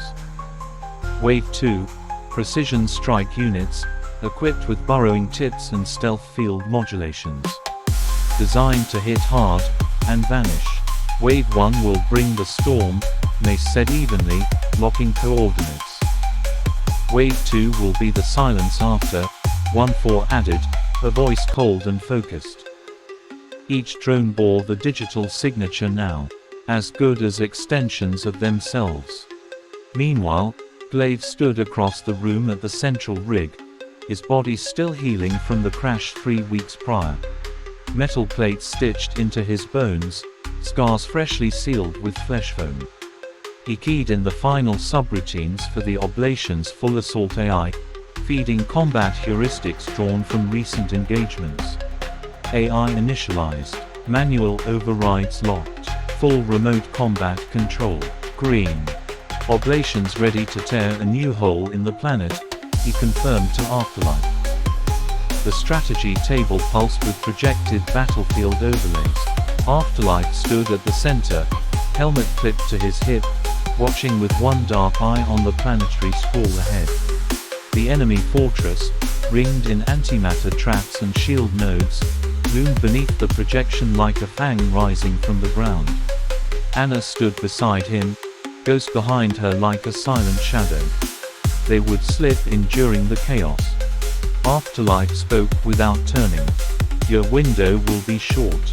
Once the oblation hits the field, they'll throw everything at the front. Use the noise. Get in.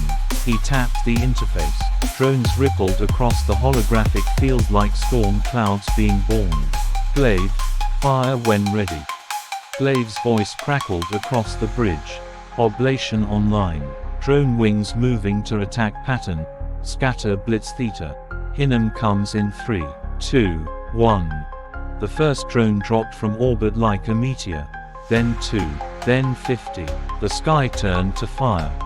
Infiltration protocol. Shadow and mist objective. Reach and destroy the Thorn of Stillness operatives. Unit 6 to 3B. Unit 771 condition. Undetected. 0 sound, 0 light ingress. The world shook from orbit. Fiery streaks carved through the atmosphere as the oblation's drone swarms slammed into the defensive perimeter. Plasma erupted. Shield walls flickered and strained. In the chaos above, the void remained hidden behind decoys and jamming clouds, its presence masked beneath layers of spectral distortion. Anna and Ghost rode a small stealth drop cradle, silently burning through the atmosphere, slipping between explosions and debris fields like a needle through silk. Ghost curled into a crouch beside Anna, its form half liquid, mimicking the matte black of the cradle's interior. No lights, no pulses, Anna reminded. We're ghosts, not fire. Yes, mother, Ghost whispered, voice faint in her mind through encrypted thought link. I'm watching. I'm learning. They touched down miles from the main conflict. The air was dead. The terrain here had been melted flat by some ancient bombardment, a glass desert pocked with strange spires of organic metal. Faint singing resonated in the wind, barely perceptible. It was the Thorn, alive, humming, waiting. Anna dismounted without a word, her body fading into a veil of shadow. A trick of shadow walking, but enhanced by the core-infused nanites coursing through her now. Ghost mimicked the act, dispersing into a fine, drifting mist. It whispered across the ground beside her, learning not just from sight, but instinct.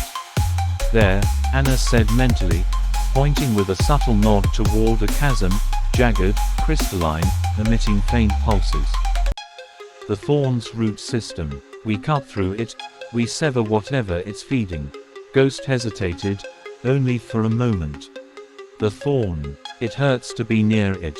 It speaks backwards, like my first memories. I don't like it. Anna stopped and turned, solidifying beside her child.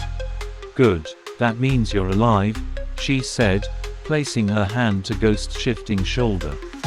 Things that hurt to understand are worth destroying. They pressed forward. Miles ahead, the Thorn rose from the center of a crater that bled purple fog. Alien constructs spiraled around it, part cathedral, part hive, part listening tower. An atmosphere of stillness wrapped the place like a tomb sealed by intent. Time felt off. Every breath was met with resistance. Even the shadows felt like they were holding their breath. Ghost phased through a wall of bone glass. Anna followed, sticking to hard cover, slicing through biological tendrils with a whisper blade. Suddenly, a guardian, a silent choir, one of the Thorn's inner wardens, detached from the wall. A faceless creature made of thin blades and bone wires, its movements inharmonic and jagged. Anna blinked through it with impossible speed, her body passing through its strike and re-solidifying behind. She drove a dagger up into its core, disrupting its internal static. It screamed, but made no sound. Ghost finished it mid-collapse, unraveling it with a spike of nanite mist that consumed it from within. "Mother, I didn't hesitate," Ghost said. "I just acted." "Was that right?" Anna nodded. "That was instinct. That was good." They reached the thorn's heart. A massive structure, a beating organ of pulsing light and alien script, hovered above a chasm. Below, a river of memory flowed, filled with visions not theirs. Screams, laughs, pleas, as if the thorn had been collecting consciousness itself. Anna's breath slowed. "Ghost, this is where we finish it." "But how?" Ghost asked, quietly. Anna turned toward it. "You don't destroy it, you consume it." Ghost paused, hesitant. "Like the Herald." "No, the Herald consumed to destroy. You will consume to unmake. Eat the silence. Melt the stillness. You were born from the core. Remind this world what motion feels like." Inside the alien chasm, Ghost pressed itself deeper into the roots of the thorn, its nanite-laced form pulsing, humming, vibrating at frequencies too deep for language. The roots recoiled, tried to purge the infection. Ghost clung harder. "Consume the silence," Anna had said. "Unmake it." So Ghost did. It didn't devour like a beast, it absorbed. It translated the thorn's whispers into entropy, pulling memories, noise, static and psionic signatures into its shifting matrix. The thorn resisted. The structure above shuddered. Veins of psionic crystal cracked and screamed. And then, a shadow arrived. Anna froze as the temperature dropped. Her shadow twisted sideways. Across the far bridge of bone and light, the thorn of stillness arrived, materializing in silence, born not from footsteps, but from the idea of absence itself. It hovered inches above the ground, cloaked in a black that absorbed even memory. A spiral halo of glass and regret floated behind its head. It spoke, not aloud, but in thought ripples. "You desecrate sanctuary with motion." Anna rose to her full height, blades in hand. "You speak of sanctuary, but all you've built is a mausoleum. You bury the galaxy in the name of control." The thorn of stillness tilted its head, not in confusion, but calculation. "One of mine has died. An apostate. You bring with you another rot. It tastes familiar." The Herald. "No, not quite. Something new. Something evolving." It stepped forward. Anna didn't retreat. She slid one foot back, ready. Behind her, Ghost pulsed in blue waves, still absorbing the roots, unaware of the presence descending upon them. Above, the sky ruptured. The Oblation's drone swarm engaged fully, wave after wave. 50 light drones in formation, peppering the planetary shield nodes with micromissiles and plasma streams. Panic orchestrated the chaos with feral grace. Mason 1-4 flanked from the void, executing precision remote strikes from the second swarm. Then something flickered. On the edge of sensor range, beyond the veil of interference, Ram detected it. Object. No. Presence. Matching partial signature. Viral the patient flame, Ram announced, tone strained, synthetic emotion edging through. Afterlife leaned over the console. "It's early. He wasn't supposed to move yet." "No, but he felt it," Ram replied. "The apostate is dead." The silence cracked. Viral heard the scream. From orbit, a faint ember appeared on the dark side of the planet. It moved, slowly at first. But everything around it curled, space, heat, signal. It wasn't just a signature. It was an approaching presence of absolute still-burning patience, like a wound left to fester for millennia. Ram shuddered. "He's not rushing. He's waiting for us to look at him. And when we do, he'll strike." Afterlife muttered, "We stick to the plan. Ghost and Anna need time." The thorn of stillness raised a hand of mirrored bone. A cascade of inverted energy rippled toward Anna. Not force, but disorientation. Time bent. She staggered, thoughts racing in slow motion. She blinked into shadow, narrowly dodging the spiral blast as it carved through the stone. She emerged behind it, blades drawn, but the thorn had already moved. It met her eyes. "You carry the core's echo. You should have joined us in the quiet. You would have been perfect." Anna struck. A flurry of impossible movement, shadow and steel. But the thorn was not just fast, it anticipated. Each blow was deflected, not by muscle, but by foresight. Her blade nicked its face once, its mask cracked. Beneath the glass mask was not flesh, but a negative, a blank where a face should be. Anna backflipped and slid toward the edge, buying space. "Ghost," she called through the mental thread. "You need to finish now. I can't hold this thing forever." Ghost pulsed again, stronger now. "I see it now. I see what it's trying to do.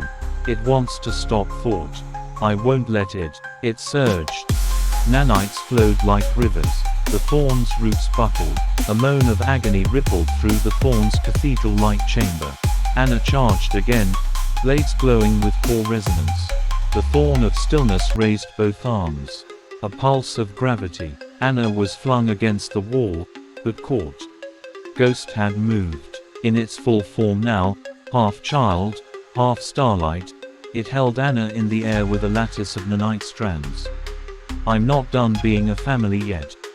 Beneath the planet's surface, inside the twisted catacomb of the thorn, the air screamed. Ghost and Anna circled the thorn of stillness, whose body floated inches off the ground, arms folded behind its back in mock serenity. Even now, it projected calm, the kind that precedes annihilation. Anna shifted into shadow, re-emerging behind it with a downward slash. Ghost struck from the left with a whip of nanites sharpened to molecular edges. The thorn moved without turning. Its arm snapped back, catching Anna's wrist mid-swing. With a casual twist, it hurled her into a pillar with bone-shattering force. The impact crumpled her body against it. Before Ghost could respond, a flicker, then a gravitational pulse, slammed into its chest. Ghost crashed through 3 stone-like ribs of the thorn's inner sanctum. "You lack discipline," the thorn intoned, voice laced with ancient disgust. "You confuse power with purpose." Anna coughed, blood in her mouth, but rose again, cloaked in vapor. "You talk too much." She vanished. Ghost struck again, this time high-speed, a blur of folding limbs and shifting geometry. It split into 3 mirrored forms, each trying to flank from a different vector. The thorn extended a finger. Snap. All 3 were thrown backwards as the floor inverted beneath them, gravity turned inside out. The real Ghost slammed into a support column with a crack like thunder. Anna appeared again, mid-air, and brought down both blades from above in an X-strike glowing with core resonance. The thorn caught them both with his bare hands. The metal sizzled. Ghost surged in behind, going mist form, folding into a spear and aiming straight for the thorn's spine. A psionic wave burst from the thorn's body like a sunflare. Anna dropped to her knees, clutching her head, nose bleeding. Ghost screamed as its nanite body lost cohesion and scattered like metal dust against the wind. It tried to reform, but the thorn was already there. "You're an echo of an echo." He struck Ghost through the chest, driving a spike of psionic solid matter through its core. Ghost let out a garbled, static scream. Anna lunged forward with all her remaining strength and kicked the thorn's arm just enough to break the hold. Ghost collapsed in her arms, body flickering, nanites bleeding sparks. "You're not a weapon," Anna whispered, holding it close. "You're my child." The thorn raised a hand again, and the very air recoiled. In orbit, Ram's warning blared. Firing sequence complete. Oblation cannon, live. Panic's voice echoed from the void, "Send that thing to Hinnom." A column of core fusion energy, bright as the sun and dense as collapsing stars, lanced down from the sky. A beam meant to erase capital ships with one shot. It hit the Thorn. Or it should have. The air bent. The light spiraled. Space itself screamed. The beam distorted mid-flight, unraveling into a spiral of meaningless color and dissipating like it had never existed. The Thorn looked up toward the sky.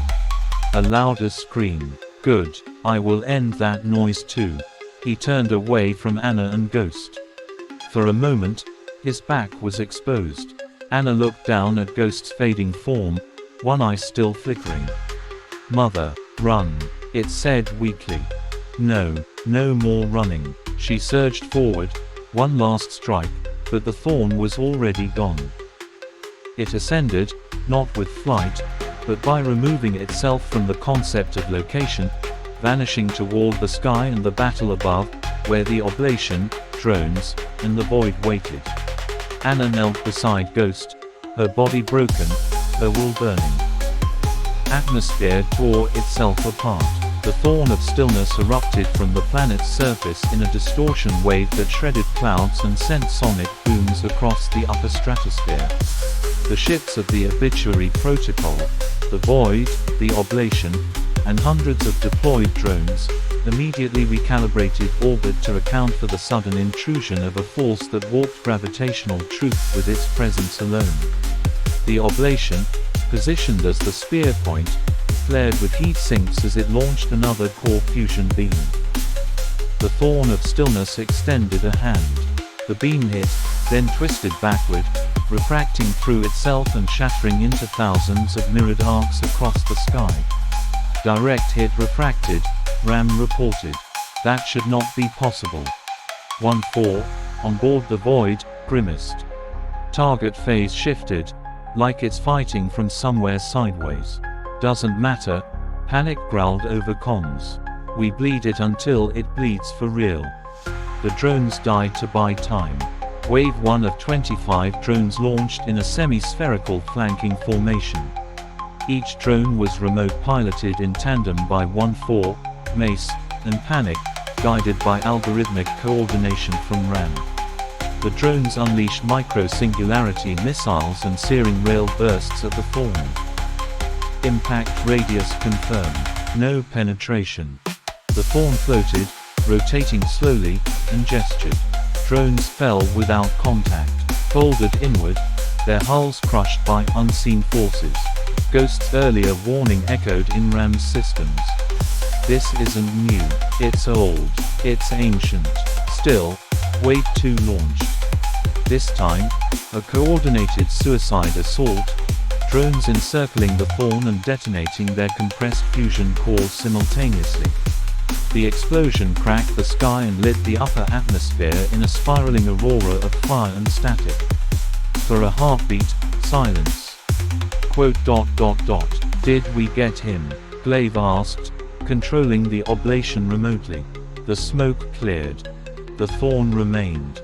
Its cloak was gone, its true form revealed, a half-living, half-temporal entity. Rib-like growths of crystal and meat curled out from a humanoid core. Its mouth was a wound that did not close. Its eyes bled time itself. And now, it moved. It punched the sky, and a sonic wave shot toward the oblation, breaking one of its drone racks clean off. Mace screamed as feedback from the drones hit him like a psychic lash. On board the Void, Afterlife leaned over the command interface.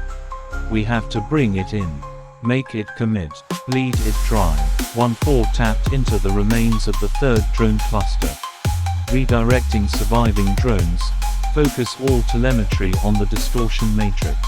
If we can anchor it, the oblation might land a full impact.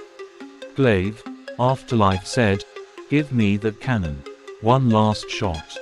The oblation pulsed and dimmed as it channeled power into the final core fusion charge, one meant to strip the skin from space itself. The remaining 50 drones formed a living perimeter around the Thorn, tightening, sacrificing, slamming into it to slow it. The Thorn lashed out, arms splitting into wings of fracture light and screaming particles. Each swing erased matter. Drones died by the dozen. One, just one, rammed its core into the Thorn's exposed ribcage before detonation. The Thorn flinched. Now, panic shouted. A lance of pure destruction tore from the oblation. This time it hit. And for the first time, the Thorn screamed. Its outer shell cracked. Vaporized layers didn't grow back instantly. It bled, but the Thorn wasn't dead. Warning, RAM interrupted. Secondary signature detected. Edge of atmosphere. Heat index matches known profile. Part 7, Finality. 1-4, you got the con. The void was still shaking from the last clash when Afterlife vanished from the bridge without another word. No hesitation, no farewell, only the core clutched under one arm and the necrosis waiting like a hungry beast in orbit. 1-4, Ram's voice clicked over the tactical channel. Command fragment 6-3 has disengaged. I hope he's not running a suicide on to buy us time, 1-4 replied coolly.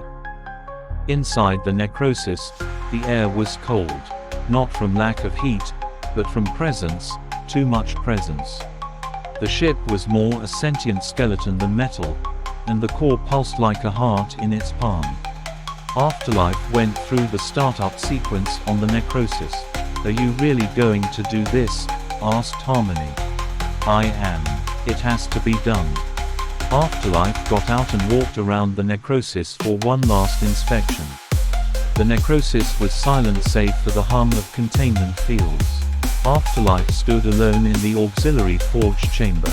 Around him, coiled cabling and ancient grafting ports pulsed faintly with potential. He placed the core, now dull, dormant, onto a metallic table at the room's center. Several vials of standard issue nanites lay on the table. Purified, unattuned, untouched by the entropy of war or alien hands.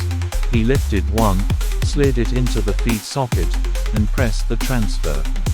The nanites flowed through the cables and into the core with a mechanical hiss. The core stirred, it glimmered as it charges the nanites. He loaded them one by one as the nanites trickled into the necrosis's nanite infuser, watching as the stream trickled toward the ship's central power conduits. The ship groaned. Slowly, its structure began to shift, metal peeling open like petals to receive the infusion. The core's light shimmered faintly in the dark. It accepts the nanites, Harmony noted, filtered through the intercom, but the reaction is incomplete. Structural enhancement detected, but core synchronization remains inert. Afterlife didn't respond. He stepped forward, lifted the next vial, and hesitated. He looked at the core, remembering the electric storm, the broken girl he'd gone back to save, how he'd bled freely into the core to save her. How Ghost had awakened after he fed the core with his nanites and it was reborn in a new body. He exhaled, pulled a fine blade from his belt, and without ceremony cut across his palm. Blood and nanites, swirling in his veins like mercury, spilled from the wound. He pressed his bleeding hand to the core. The reaction was instant. He looked to the infusion system. The necrosis was already changing, as though emboldened by the personal touch. Another thought took shape in Afterlife. Maybe the key was in his blood. What if he were to put his blood in the core and then put it back in his body? Afterlife didn't have time to waste. He has to get going. He jumped in the necrosis and took off. As Harmony took over control of the newly improved necrosis, Afterlife put out his knife again. His cup was fully sealed. He wrestled his palm. Dark, viscous blood spilled, glimmering with microscopic machines. The blood touched the core. The core reacted. It hissed, folded. Then, like a shell breaking, it spit out something small, a sliver of crystallized nanite alloy, humming with both organic pulse and synthetic signature. Afterlife stared at it. This time instead of nanite's liquid it has offered him something different, as if it knew his intentions. He reached for it, hesitation flickering for a second, and touched the shaft. It burned through his glove. It moved up his arm. It sank into his chest. He got up. He staggered, falling to one knee, then to both. But this time, there was no rejection. His body accepted it, craved it, drank it in. His body would only accept core-infused nanites from his body. Old injuries vanished. His bones cracked, reformed stronger. Afterlife stood, chest rising, frame realigning. His voice sounded deeper, more resonant, laced with the coarse cadence. Afterlife grinned. Maybe he would try this a few more times before he got to viral the patient flame. The thorn's chamber pulsed with residual malice, every root shuddering with rage far above as the thorn of stillness tore through the sky like a god of entropy, trading blows with ships and drones that bled fire into the upper atmosphere. Below, Anna lay slumped against a fractured stalk of black-veined bark, one shoulder shattered, shadow weave flickering. Her breath came slow, labored. Ghost crouched beside her, hunched and trembling, its once fluid form warped by trauma. Half of its face was exposed nanite mesh, the other flickering with fractured shimmer like broken glass. "He's too strong," Ghost rasped. "We weren't ready." Anna reached out, her fingers stained with her own blood, her hand shaking as it touched Ghost's arm. Her voice was ragged, yet it held a core of calm resolve. "We were never meant to be ready, baby. Just willing." Ghost flinched at the word, baby. It wasn't a word Ghost had ever been called, not even by the core.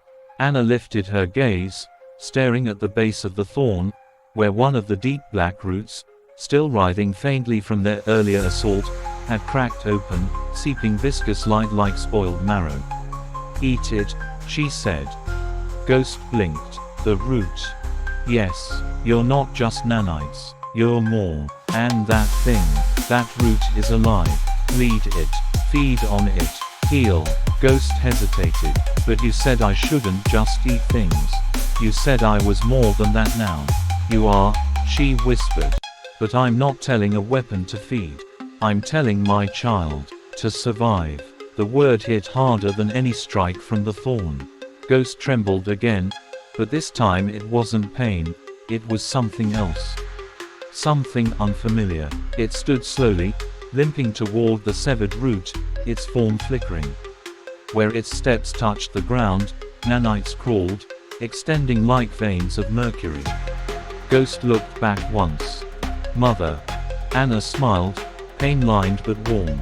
"Yes, baby. Just, mother." Ghost touched the root. And the root screamed. It wasn't audible. It was felt, through the air, through the bones, through the ruined soil. Ghost's body pulsed as the corrupted flesh of the thorn coiled and wreathed. Nanites swarmed from its core, wrapping around Ghost in spirals of dark light. It devoured the root not with teeth, but with presence, drawing the sick energy inward, filtering it, consuming it. The shimmer returned. Where before it had been cracked and struggling to maintain form, now Ghost stood straighter. The soft drift of its shadow body shimmered clean and sharp again. Its eyes, those featureless orbs, flared with light the color of core fire and Anna's own shadows. It returned to Anna's side and knelt. She stared at it with tired pride, brushing its shoulder. "You're stronger than he ever was," she said softly. "No," Ghost replied. "I'm stronger because I have you." Anna's eyes welled, but she blinked it away. The time for warmth was fleeting. Overhead, the sky thundered again. Anna leaned against the bark, pain blooming behind her eyes like a migraine of fire. Her limbs felt disconnected, her body refusing to respond. Shadow weft kept her barely together, flickering like an old screen shorting out. Ghost stood beside her, silent for a long time. Then, gently, its voice came, almost a whisper. "Mother, trust me." Anna blinked, weakly turning her head. Ghost. It didn't elaborate. Instead, it turned back toward the root, still thrumming with dull, corrupted light. With purpose now, it latched its shimmering hands around the twisted vein of living bark and pulled. The roof screamed again, but softer this time. Resigned. Ghost dragged the broken roof closer, its form humming with barely contained energy. Then it turned back to her. Anna's eyes widened as she felt a sensation she'd never expected from Ghost, a gentle touch. Not the flickering terror of Ghost Eater instinct or cold machine logic, but tentative, focused care. Nanites rippled out of Ghost's arms like liquid starlight and spread across her wounds, hesitating, shivering, analyzing. "I don't know if I'm doing this right," Ghost murmured. "But I want to." The nanites burrowed into her cracked shoulder, then over her ribs, weaving with strands of her own shadow matter. It wasn't smooth. It wasn't painless. The process was clumsy, slow, uneven, like a child trying to wrap a broken wing. Anna winced but didn't flinch. Ghost's hands trembled. "I'm sorry. I'm not like Father. I don't know how to fix things. But I want to try." The shadow began to stabilize around her side. The pain dulled. She could move her fingers again. Anna lifted her unbroken hand and placed it over Ghost's shaking one. "You're doing fine, baby. Better than fine." Ghost's nanites fluttered in response, pale pulses like a heartbeat where none should be. Anna pushed herself up slightly, teeth gritted. "Next time, try not to flood me with that many at once.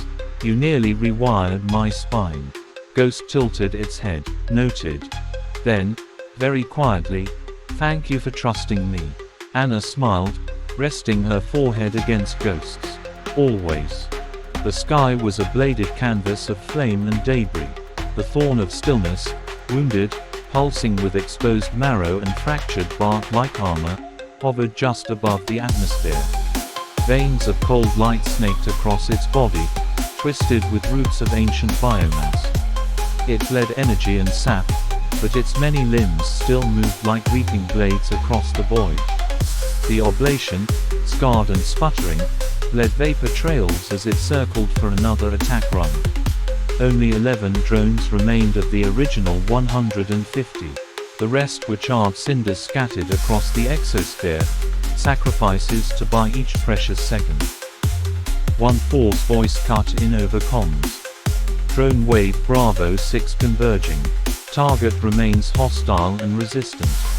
The fighter drones dove in sharp arcs, weaving like flocks of birds on fire. They hammered the thorn with concussive plasma bursts, electro-tethers that coiled around its limbs and superheated kinetic darts that fractured outer bark. Each time the thorn roared, soundless in space, its retaliations were merciless. It spun, lashing out with a spiral root limb that sliced clean through 2 drones, their cores imploding on contact. A bloom of psychic heatwaves flared from its eyes, disrupting control signals and sending 3 more drones crashing into each other in a tangled mess of shrapnel. It extended a root like a harpoon, impaling another drone and absorbing its energy before splitting the molten husk back toward the oblation. Panic shouted over the feed, shields at 12%. Hull breach in segment Delta, compensating. "I can't tank another one of those root spears." "It won't stop," Glaive whispered. "Why won't it stop?" Mace's face was pale, calculating. Mace stood slowly. "Because we haven't made it stop." Mace hit comms to Afterlife and 1-4. "We're changing the plan. I want the drones to begin erratic evasive patterns, no more synchronized strikes. Scatter them around the thorn. Draw its attention. I'm initiating Oblation Protocol Omega 0. A beat of silence. Ram spoke. "Mace, that's a self-destruct sequence. I know what it is." 1-4. "Are you absolutely certain?" "We can't kill it conventionally. We need to break its core. And we're running out of time." The remaining 11 drones split off in chaotic spirals, buzzing the thorn like hornets on fire. One of them rammed a thorn spike with full force, shattering on impact and causing the massive beast to turn, bait taken. Panic's voice came next, resigned but steady. "Triggering fail-safe timer." 60 seconds. May this do what we couldn't. On the bridge of the void, Glaive watched telemetry drop into the red. Oblation has cleared safety window. All systems locked for detonation. The Oblation, now a glowing coffin of fission fuel and desperation, punched forward with failing engines, diving toward the Thorn like a martyr wrapped in steel. The Thorn sensed it too late. Anna stood beside Ghost, hand gripping the comm. Goodbye, Oblation. You were a beautiful beast. And then, a flash, a rupture. The Oblation exploded not with a boom but a wave, a blossom of white-hot annihilation. The force shaped inward to maximize penetration. The Thorn of Stillness, caught in the storm's heart, reeled, massive limbs flailing, portions of its bark-like armor blasted apart, roots burned into black spirals, eyes flickering dim.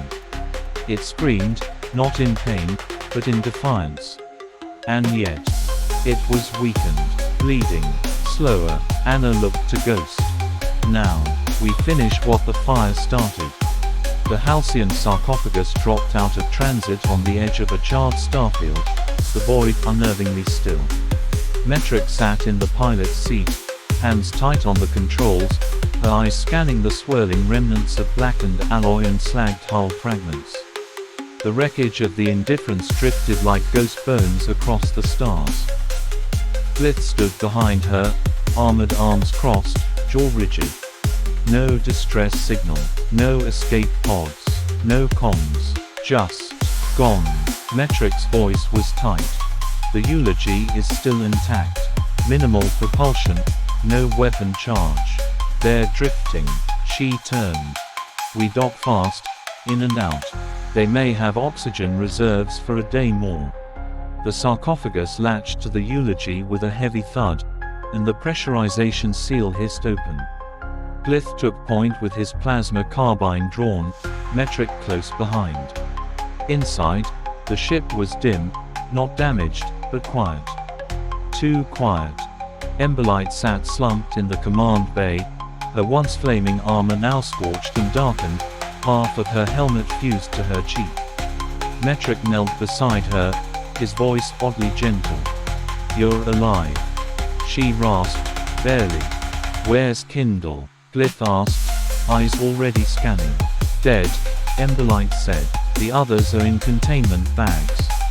They found him down the hall, body perfectly intact, eyes closed, arms crossed over his chest like a tombstone knight in a cryopore. No burns, no shrapnel wounds, no psychic decay, just stillness. Too still. Blith's voice was hushed. "He looks like he was laid to rest. Not killed." Metric nodded, unsettled. This wasn't a weapon. This was something else. It was something else. "Before I show you, you must swear to never tell what I am about to show you," groaned Emberlight. Metric and Blith nodded. "I need to hear you two say it." "I swear," said Blith and Metric in cadence. Emberlight led them deeper into the ship's surviving hull, through sealed gates, through layered shielding, until they reached a vault, its walls lined with psychic dampeners and old script etched into metal plates. Inside, Tombmind. It pulsed faintly in a stasis field, a formless lattice of ash and thought, held in containment by overlapping fields of mind iron and quantum logic. The air was colder here, the lights dimmer. "You're now custodians of what he died to protect, sworn to silence, until the final breach," groaned Emberlight. Blith slowly nodded. "We'll carry it." And with that, the vault was sealed. Tombmind secure aboard the sarcophagus. As they pulled away from the dying carcass of the eulogy, Emberlight resting in stasis, Blith whispered softly to Metric. "We need to warn them."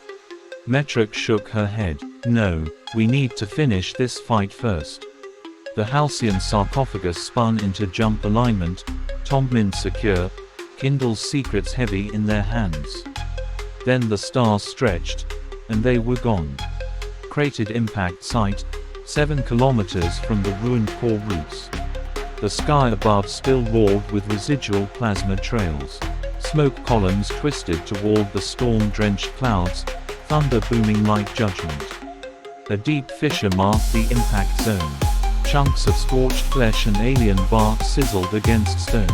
The thorn of stillness had plummeted like a falling star. Even the soil bled. Anna staggered across the debris field, one arm held close, wrapped in the night mesh from Ghost's earlier healing attempt. Her other arm clutched the plasma shard knife, the blade twitching in her grip from pain and determination. Beside her, Ghost hovered low, still glitching, nanite form scorched and raw in places, patched together only by sheer will. "This is it," Anna whispered, her voice ragged. "We hit it with everything we've got. While it's down." Ghost's form shimmered. "Mother, you're injured. I should go first." Anna smiled weakly, stepping toward the crater. "You think I came this far to let you steal the glory?" They crested the ridge. And stopped. The thorn of stillness was gone. Not dead. Gone. Where it had struck the ground, only a warped depression remained, tendrils of charred earth coiling like dead roots. No blood, no body, no sign of escape. Anna froze, breath catching. No, no, no, no, Ghost, do you see?" Ghost spun in frantic loops, scanning the area. Its voice trembled with something close to fear. "No thermal, no trace particles. It's like it blinked." Anna lowered her blade, heart pounding. "We hit it with the oblation. I saw it burn. It shouldn't be able to." Ghost turned its head slowly, red light eyes flickering. Something pulled it away. It didn't run. It was taken. Silence blanketed the world. Anna's hand clenched. "Then it's not over." From orbit, Ram's voice crackled over comms. "Void here. Thorn's signal has gone dark. Total null. Retrieval teams on standby. Unknown signature is shifting, possibly retreating, or regrouping." Anna stared at the scorched crater, jaw set. "Either way, we finish this, one way or another." Ghost floated beside her, body stabilizing, nanites pulsing brighter now with the energy from the thorn's wounded roots. "Then next time, we don't wait. We kill it together." Anna quietly touched the side of its face, eyes hard. Above them, the storm twisted and howled. The war was not over. Not yet. But the obituary protocol had wounded another herald. And that meant it could bleed. The necrosis broke atmosphere like a blade piercing still water, its hull groaning under the strain of redirected energy and new purpose. Reforged with the core's influence, its once black body shimmered faintly with silver glyphs and ember-lit veins. It landed with seismic grace atop the fractured stone of the moon, dust curling up like fog around its landing struts. Inside, Afterlife stepped down alone. His footsteps echoed across the craters, his hand gripping the core like a relic both sacred and damning. It pulsed with alien light, alive in a way no machine should be. Its presence was pressure, temperature, language. With each step, Afterlife could feel it resonating with something older than death. Ram's voice filtered through the comms aboard the Void, broadcasting everything in real time. Confirmed. Afterlife has made planetfall. Visual confirms proximity to Category Black entities. Broadcasting wide. Virel the patient flame was already waiting. It stood still beneath the bruised sky, its molten silhouette dancing with impossible flames, more concept than creature. Its body spiraled in ancient curves, glowing with forge heat and the cold patience of eons. It did not move, nor breathe. It simply watched. Then, space twisted. The thorn of stillness phased into existence beside Virel in a blur of static and gravity distortion. Its body was broken, ribs shattered, shoulders cracked. Green ichor leaped from its wounds. It dragged itself forward, fell to one knee before Virel, and lowered its head. "If I must die," it rasped, "let it be by your hand. Not by the hands of these corpse scavengers." Virel looked down on it, not with pity, but disappointment. No, it said, voice low and ancient. You will witness what comes. You will not escape it. Afterlife approached. The glow of the core painted his form in stark light, casting long shadows across the crater. The moment he stepped into their presence, both Virel and the Thorn turned slowly, expecting another corpse collector. What they saw instead made them still. The gazes locked on the core, and something changed. The Thorn of Stillness recoiled in pain and awe. Virel took a single step forward, nostrils flaring with heat. You bring that with you, it asked. Afterlife said nothing. The core thrummed louder, pulsing with recognition, but not reverence. Virel raised both arms and spoke words in a forgotten language, a tongue older than stars, spoken by those who had shaped black holes and devoured suns. It was a command, a call the core had once answered without hesitation. But the core did not obey. It responded with a sound. It was not speech, not defiance. It was laughter, cold, vast, and wrong. Virel staggered a step back. It once obeyed that call, it said, shaken. We gave it its first fire. We were there when it awakened. The core pulsed again. Virel's molten face contorted in realization. No, it is older, older than even us. And now it walks with you, corpse collector. Afterlife held its gaze. I didn't ask it to follow. It chose. The Thorn of Stillness spoke, softer than before. There was no mockery left in its voice. What are you now? Afterlife felt the core vibrating at his spine, in his bones, in his blood. His name, his code, his mission, it all felt brittle beneath the pressure of what he carried. Afterlife, he said, almost like a question. The Thorn looked at him with something like sadness and respect. No longer, you are not Afterlife. It rose, blood leaking from its hands. You are Afterdeath, one who walks where even we would not go. Then everything came undone. The core split the world open, space folding like silk, collapsing light and gravity into a moment of pure convergence. Ram's voice went silent. On the Void's bridge, Anna and Ghost watched in stunned silence. The transmission flatlined. Three beings, Virel, the Thorn, and Afterdeath, vanished. No flash, no rupture, just gone. The core folded them into itself, and the universe, this one, forgot them. Only the Void remained.